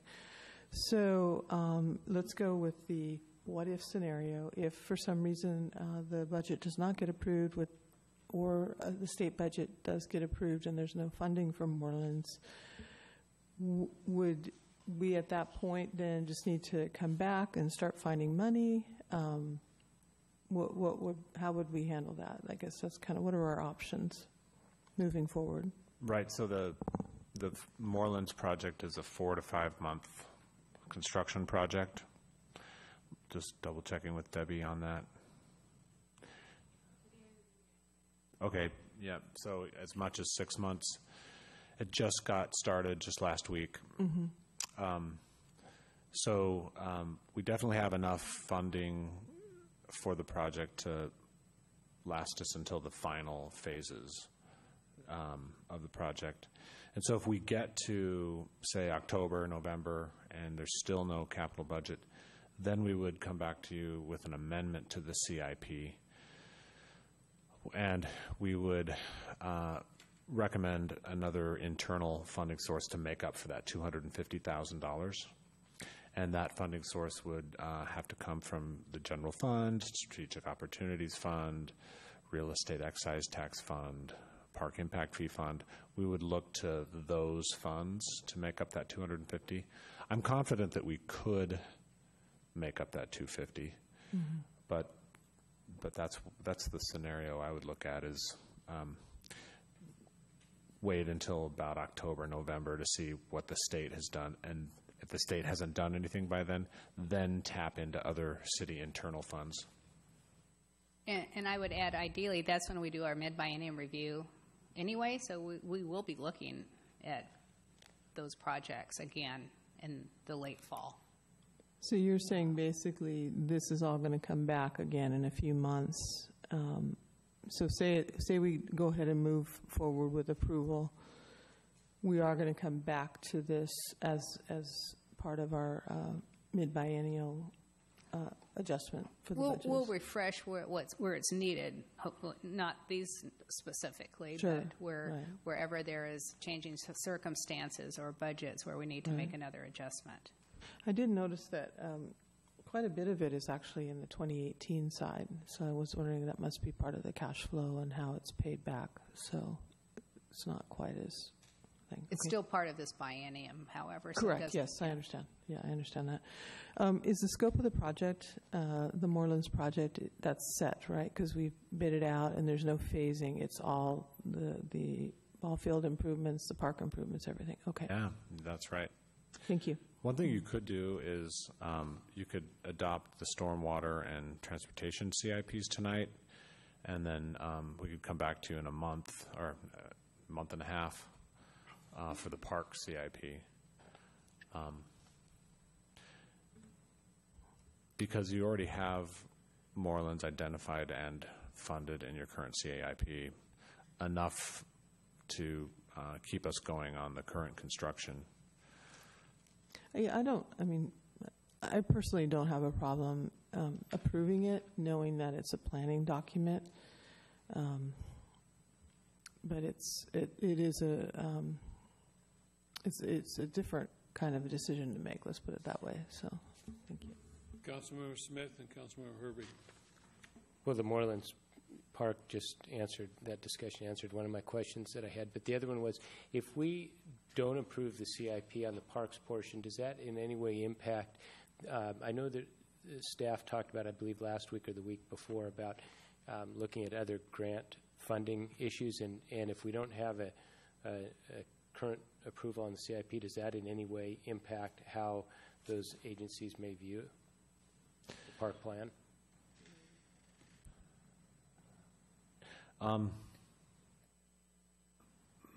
Well, we already have received RCO recommendation that we receive the grant funding, so I don't think so. I think we're solid on that. However, we're continuing to spend design money on the ball fields, and it'd be nice to know that we have a budget for at least design money, because we're getting close to our budget limit on the ball field. So if there's any urgency at all on any of the CIPs, I guess the value to adopting a CIP tonight is it keeps us moving forward on all the CIP projects, and it gives us staff some certainty on what we're supposed to be working on. So that's the benefit of adopting it tonight. That said, if you don't adopt it tonight, we still have a pretty good idea of what we're supposed to be working on. So could we, to your point earlier, you mentioned that we could, like with an asterisk or something, basically call out these 2 or 3 issues that are in the state budget. What would the downside be to approving the CIP with that, with just a sentence saying this is contingent on the passage of the state's current biennial budget? Is that? Yeah, I think you could do that. Yeah. Is there an aspect of that that doesn't seem reasonable? I think it's fine. Chris, do you have something? I just wanted to add that I'd really like the transportation component adopted, because we have our TIB application for the bridge in August. Mm-hmm. And so I really need the bridge budget to be consistent with our application. That was all. I don't think there's a downside where it involves the state capital budget of keeping this funding in here for now until we review it in the fall. And if we need to substitute funds for the Morelands piece, we can do it at that time. If we need to take the boathouse pavilion project off, we can do that easily enough. I'm really more concerned about the uncertainty around the ball field project, how that you want to handle that. Councilmember Herbie. So just remind me, because it's been a few months since we've looked, since we did our last CIP update. Is this the first time when we're seeing the St. Edward's ball fields listed in the CIP? Yes, with funds associated with it, yes. Okay, thank you. Tonight's not the first time. We've presented it a couple weeks ago with it. Yeah. Right, July 10th. Mm-hmm. Right. Councilmember Curtis. So it sounds like So if we just accept it as it is tonight, any CIP project can be amended if there are changes. So if we found out the bridge is an extra $5 million when we get to 60% design, we'll change the answer because we need to. So Exactly. nothing is And stuck. Right. That's been our practice. I mean, we adopted a CIP in October. Now it's it's July already, and we're making modifications based on newer information and newer, different changing funding sources, changing budgets, et cetera. And we do that periodically throughout the year, Okay. at least a couple of times. So if we approved everything tonight, maybe with the little, asterisk or some note that these 3 state projects are kind of on hold, but we just accept it as it is, then we could always amend it if the money never came through. Is that what I'm hearing? Yes. We have that flexibility. Sure. With one exception, the word on hold, I don't quite agree with because Whatever good word. yeah, Good word. because one of them is actually under construction right now. Approved, yeah. Yeah, and I think in order to get the ball fields in front of the Washington State Parks Commission in November, we need to continue to spend money on design and permitting. Any other questions? All right. So the chair then will entertain a motion to adopt ordinance number 17-0441, amending the 2017-2022 capital improvement plan. So moved. Is there a second? Second. Moved and seconded. Any further discussion? Hearing none. Councilmember Curtis. So I don't know if this would be an amendment, just that we put some note somewhere that some of our projects are dependent on some state funds that haven't been approved yet. So we don't even have to put asterisk anywhere, but somewhere just a comment. Is that an acceptable amendment? For sure. We'll come So up with something that sounds professional and Yeah. appropriate. The city attorney has something to say. Mr. City Attorney. Mr. Mayor, I would suggest instead of putting language in the ordinance itself, that if this is a concern or a statement, that the council do a separate motion after passing the ordinance, adopting a CIP. Something to the effect that I move that the city council consider revisiting these projects or these items if the state capital budget is not Fine. approved. Is that acceptable? Yes. Okay. So there's a motion on the table to adopt ordinance number 17-0-441, amending 2017-2022 capital improvement plan. If there's no further discussion on that, clerk, please take the roll. Councilmember Curtis. Yes. Councilmember Sperry. Yes. Deputy Mayor Van Ness. Yes. Mayor Baker. Yes. Councilmember Herbig. Yes. Councilmember Smith. Yes. Okay. The chair will entertain a motion to revisit this when we determine the state's capital improvement budget. So moved. And I'll second that. Any further discussion? Clerk, please take the roll. Councilmember Sperry. Yes. Councilmember Smith. Yes. Councilmember Herbig. Yes. Councilmember Curtis. Yes. Deputy Mayor Van Ness. Yes. Mayor Baker. Yes. All right. Passed unanimously, both. Next Thank item you, on the Chris. agenda. Thank you. Ordinance number 17-0443, amending the 2017-2018 biennial budget. Ms. Gregory, our award-winning Finance and Administration Director. I was too slow. You got that in ahead of me. Thank you, Mayor Baker, council members. This is our first budget amendment for the 2017-2018 biennial budget. There are amendments to the general fund and 11 other funds that were discussed in detail by the City Council on July 17th. They add $17.4 million to revenues citywide and $14.2 million to the expenditures on a citywide basis. $1.8 million are interfund transactions, so it just transfers between capital funds and their funding sources. Unless there are any specific questions, I would just conclude with those comments. None of the, well, there are a few amendments that are derived from the capital improvement plan, but the same strategy can be applied to the budget. If you put a project in the budget, it doesn't necessarily mean that you have to spend money on that project. So it can be removed at a later time if funding is not received. So I just want to make that point clear. You need to have the appropriation to spend the money, but it doesn't obligate you to spend the money. All right. Any questions? Then Chair, I'd entertain a motion to adopt ordinance number 17-0443, amending the 2017-2018 biennial budget. So moved. Second. Moved and seconded. Any further discussion? Clerk, please take the roll. Councilmember Smith, Yes. Councilmember Herbig, Yes. Councilmember Curtis, Yes. Councilmember Sperry, Yes. Deputy Mayor Van Ness, Yes. Mayor Baker. Yes. Motion passes unanimously. Does anybody want to make a motion to revisit this if funding is not obtained, or are we happy with the way it is? We are happy with the way it is. All right.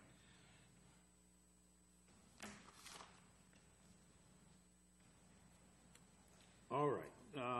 Next item is your city micro grant program.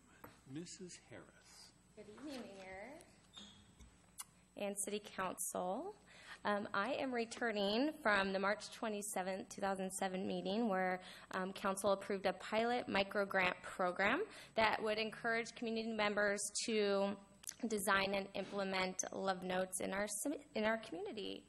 This idea stemmed from, or came to fruition right before the For Love of Kenmore workshop in April about providing like seed money to get people, encourage community members to move forward on projects or events that they may have in mind or would like to implement in the community, but just may not have the revenue or resources to do so. And this would help make that happen. So in closed, City Council requested to review the application procedures or the guidelines, and that is what's included in your packet tonight. This formalizes, so actually in our budget, in the current budget, there's money set aside in the Community Event Sponsorship Fund to already support community events and activities. This just formalizes the program and allows us to proactively seek or encourage people to apply for those funds. Some of the requirements, I'll just go through a few of the key highlights of the application guidelines.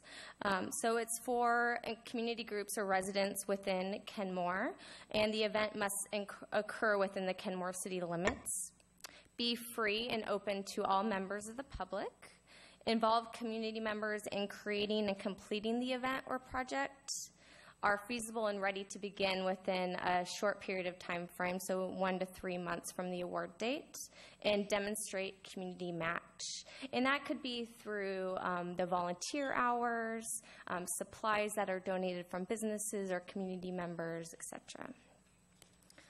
So the events and projects may involve a wide range of activities. It could address an existing concern.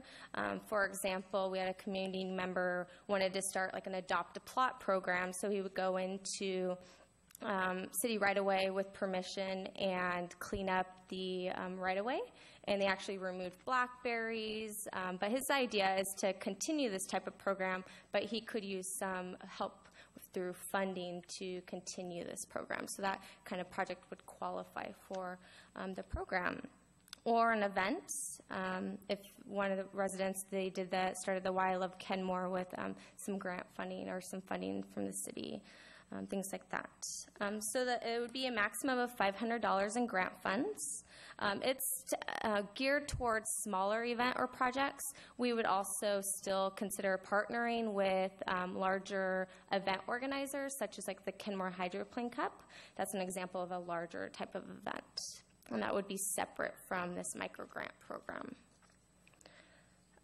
Covered through the matching requirements. So it would be 50% of the value total of the award. For example, so if they were looking for the full $500, they would have to find at least $250 in matching resources, and that could be in volunteer time, donated professional services, cash contributions, donated materials and supplies. So if there's interested groups or residents, they would first want to make a phone call or set up a meeting to discuss their idea, and we would see if it qualifies within the program, just talking out through the details. The next step would to apply for the funding, so you would fill out an application and submit it, which would be reviewed by city staff. We actually have an internal fund committee, which is being developed, and we're kind of figuring out how can we better engage with the community to see those ideas through, and this could be a really great way to do that, make that connection. Mrs. Loyak? The director of fund, yes. She is the leader. So some questions that may come up. So if projects are involving like improvements to, say, private or public or private entities, they would need prior permission to do that. For example, if there's a neighborhood that wants to, maybe they have an island or kind of a nice little gathering spot, which might be on a private piece of property, but they want to maybe add a bench or beautify it, that could be a project where they would apply for funding but would need to get prior permission. So based on the availability of funds and after reviewing the application, the committee would make a recommendation and then work with the applicant on finalizing details, the scope of work, and how it would work through the process. They would also receive following fee waivers, the special event permit application fee, so we would support that as well in addition, and then any city park or facility rental fee. For example, if somebody wanted to do some sort of play activity at Rhododendron Park and wanted to use the picnic shelter, so that would be kind of a fee we would waive for the use of the picnic shelter. In return, we would ask, there would be some forms that they would need to submit to prove that they use the funding appropriately, but also we would ask for some media and credit requirements, so with the support of the City of Kenmore Love Your City grant program. So this would be a great way to show that community connection and partnership in more ways and then spreading it out through our communication tools as well. We're thinking of having the grant applications being accepted on a continual basis, but having it like a deadline every quarter, and then the funding would just continue until our budget is depleted. So, or if it's the end of the budget cycle. So, whichever comes first. So, can accept any questions? Councilmember Sperry. Well, thank you, Leslie. This is great. So you pretty much answered my question. I think the very last one where it talks about the timeline. Mm-hmm. So applications could be given any time, but then I'm assuming the fund committee would only meet on certain times to review this. So would that be where the quarterly deadline would come in, or would it be more timely than that? Yeah, so we would publish kind of a deadline schedule. It would be a quarterly basis, and then that fund committee would review those on a quarterly basis and issue them. And then the biennial budget is $5,000, right? Correct. Well, we're allocating $5,000 toward this pilot program, but the budget for the community event sponsorship is $20,000. So this aspect of it, though, the pool would be $5,000. Mm-hmm. So the one thing that I wondered about is the biennial aspect of it. So in theory, you could award all the grants the first year and then not have anything the second year, which it's not a terrible thing, but I just kind of wondered if you might want to think about how to even it out a little bit more or something. So Yeah, we can look at that. And also, if there's still available budget and we don't foresee using that toward larger community events, Okay, maybe so there's there's a some possibility flexibility. of extending, allocating additional funding if needed. yeah, I think it's important, especially for a pilot, to have some consistency those first couple of years. So, thank you. Any other questions?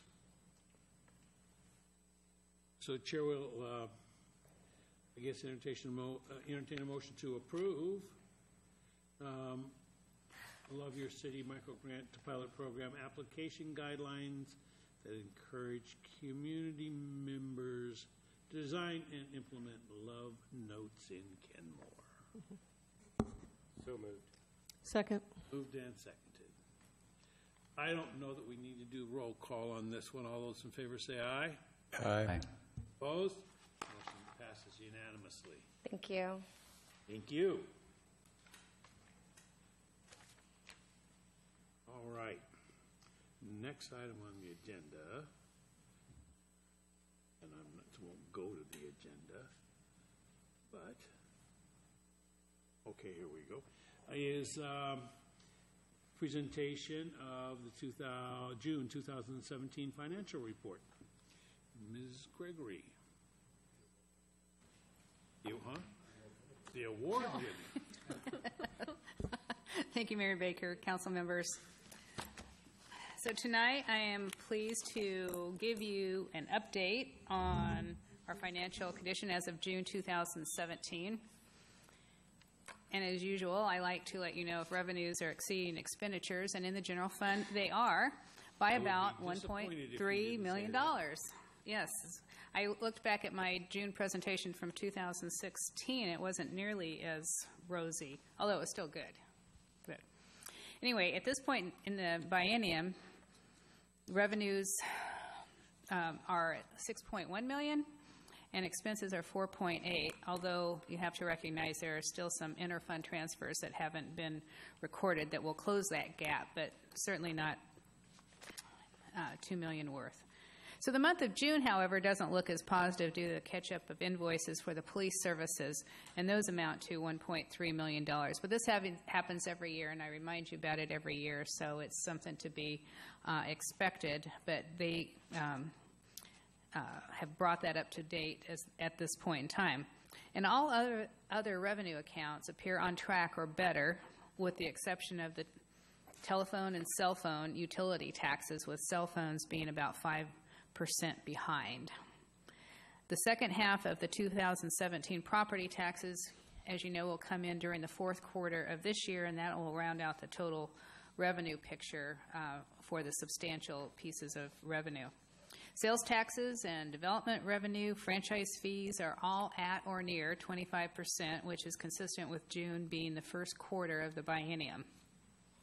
And what looks especially positive to me is the chart on page 3, which shows that upward trajectory of the retail segment of sales tax over the last 2 years to a level that we have not previously seen. And that source is not as volatile as construction sales tax, so I think that is really a great indicator that over time that has really become a stable source of sales tax, whereas construction goes up and down, but we've never reached this level of retail sales taxes before. Do you expect that to go even higher with what the state just passed on the internet? Oh, the Main yes. Street Fairness. I mean, I can't remember the exact number, but I remember seeing something where it broke down what they expected cities to get out of that. And I want to say Kenmore was like $70,000 a year in new income from the internet sales tax. I'm going off the top of my head, so I might be off by a little bit, but I remember something around the neighborhood of $70,000. $70,000 doesn't seem like much, but Well, it all helps. it's nothing. I mean, it's not nothing. It all helps. It's better than less sales tax. So, yeah, I think that, internet sales tax is a great thing for us, especially having lost out when streamlined sales tax, destination-based sales tax hurt us years ago. So anyway, I was pleased to see that because I've always looked at what portion of our sales tax is construction, what portion is retail, and it's never been that retail was greater than construction until just this, last year or so. So I'm really, really pleased to see that. On the expenditure side, there are really no areas of concern in the general fund. Last year, for instance, when I reported to you at this time, we were experiencing substantial legal bills, but this year so far, they've reached a very reasonable level, so apparently we've resolved some issues, and that's really great, and those other departmental expenditures are tracking close to expectation, as evidenced by the few budget amendments that we were recently proposed and adopted. Other funds that are experiencing strong revenue include the transportation impact fees and the real estate excise taxes. The real estate excise taxes are particularly over the top and about 40% ahead of the budget, which is why we proposed a budget amendment to recognize that revenue growth. Park impact fees, on the other hand, are lagging about 3% behind our budget expectation, and transportation benefit district fees are about right on. The Bond Debt Service Fund has received about $700,000 in property tax revenues for the first half of 2017. The second half of the year will produce about the same and should be more than sufficient to make our December debt service payment, which is just over $1 million. So I'll close by mentioning that, a couple of previous reports, I've noted that the Wall Street Journal surveys economists about economic indicators and what the predicted odds of a recession coming down the line might be. A year ago, I reported that they were saying that the odds of a recession in the next 12 months was 20%, which was pretty low, and I don't think that has changed, but they've sort of reframed it now, and they're saying a recession is likely in the next 4 years, so that would include the next biennium, and just wanted to pass that on to you, and when we start looking at our forecasts, I'll take that into consideration, but for the present time, we're enjoying nationwide unemployment, which is under 4.5%, and a construction boom in Seattle that's like no other and no end in sight. So that certainly bolsters our local Kenmore economy. With that, I'll conclude the June financial report and see you again in September. Questions? Councilmember Herbig. So whenever I go through one of these, I always come across, or at least I always see something new, because these are pretty dense documents. And something that caught my eye this time was fines and forfeitures, where we are apparently losing money under revenues. I'm curious, sorry to throw that out. I was just reviewing this one last time we were talking. And fines and forfeitures, we're not really losing money. The way that money comes in or it stays with the court shows as a negative on our books. Okay.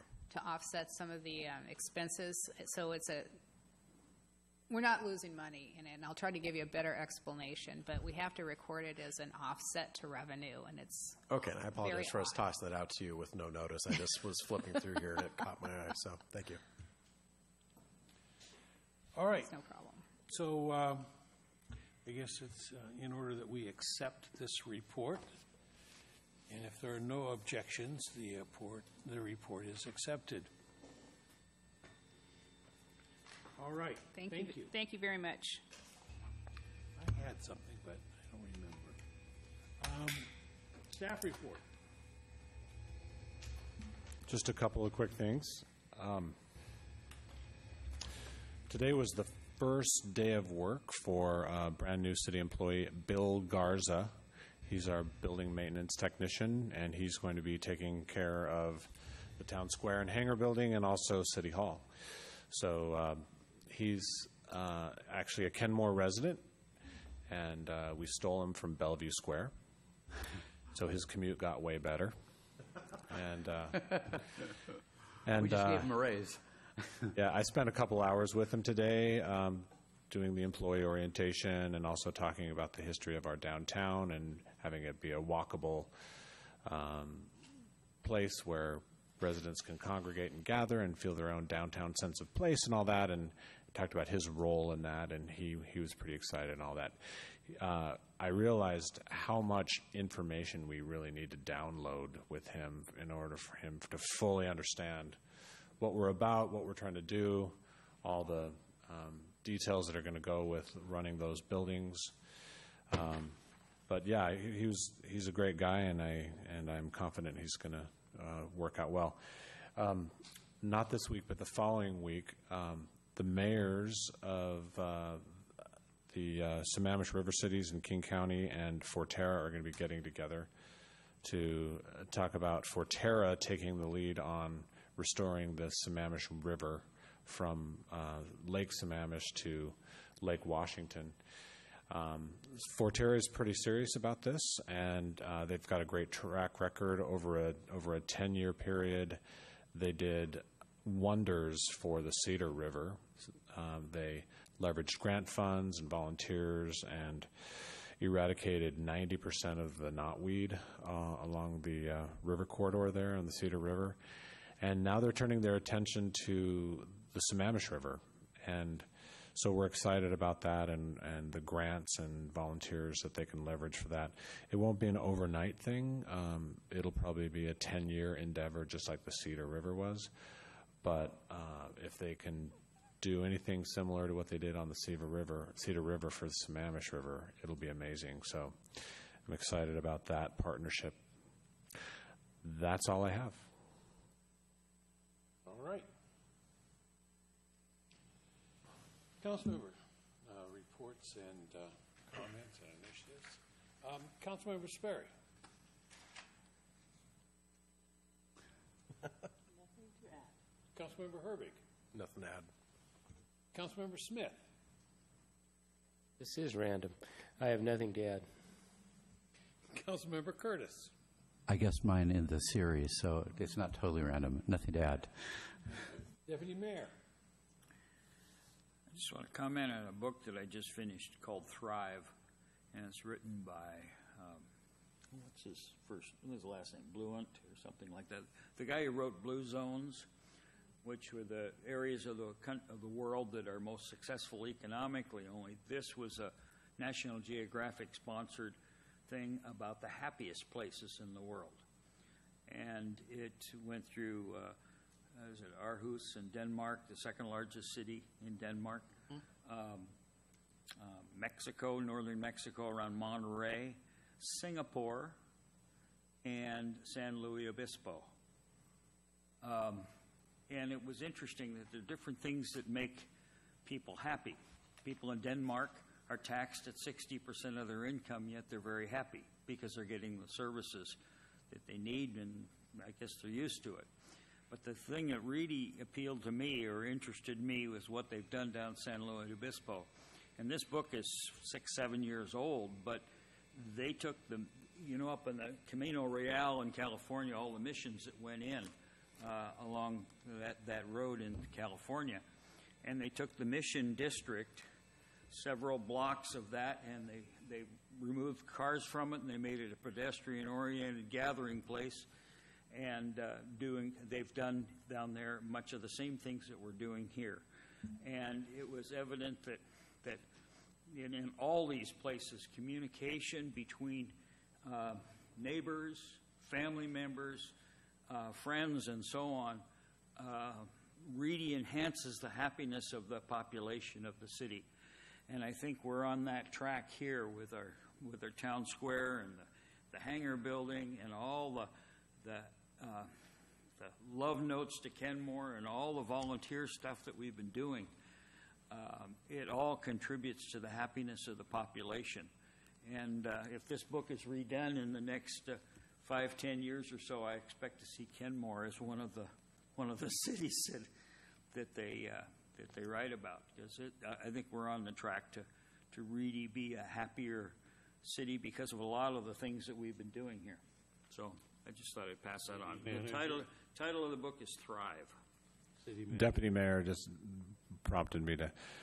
So I've been to San Luis Obispo. My son is going to go to college there in September, and I love that downtown. It is one of the coolest downtowns I've ever seen, and so that I think they're onto something. What they've done with art and the public spaces is amazing. So I'm going to take him on a road trip there in early September to drive my son and all of his stuff down there, and so I'll check it out some more.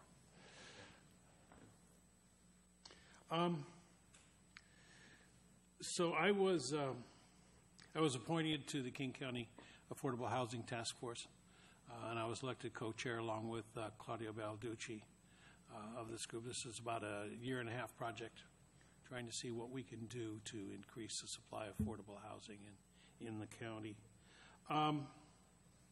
Also, Kenmore helped fund a study with the Ballard locks, and I think you've all seen information on that. This is the 100th anniversary of the Ballard locks. There is about $50 million worth of deferred maintenance there. The lock doors are from 1917. There were pumps that were just replaced that were from 1917. There is the potential, although somewhat remote, but there's still a possibility of failure, and if that happens, you can say goodbye to 520, you can say goodbye to I-90, and there's going to be a whole lot of new waterfront property open up. But I have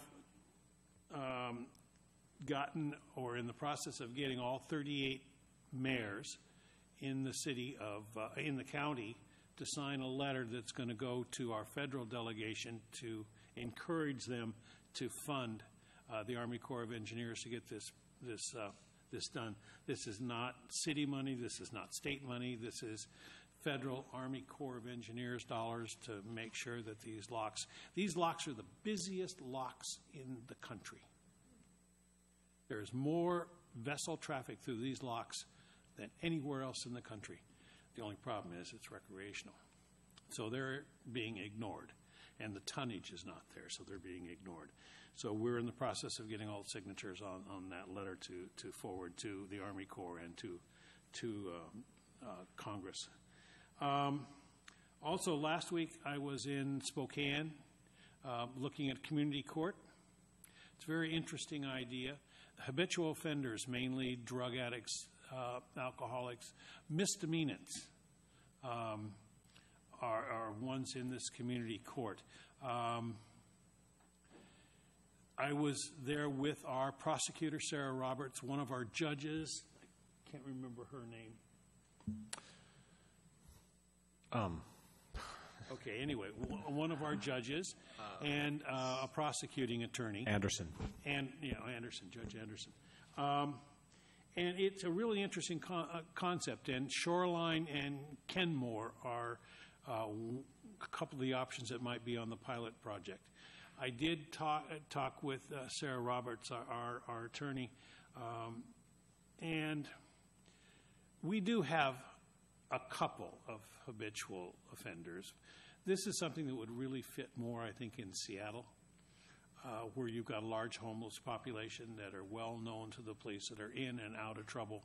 So instead of tying up the court system, they're in this community court, and this one in Spokane meets in the library, and they have all of the service personnel that's needed, all the human service personnel that are needed to help these people, and the recidivism rate is it is lower. There is a significant difference. So it's something that's looking at. The city manager asked me to go and see what we thought, so I brought back a stack of papers, and we'll see what happens in the next few months. Anyway, if there's no further business, we're adjourned.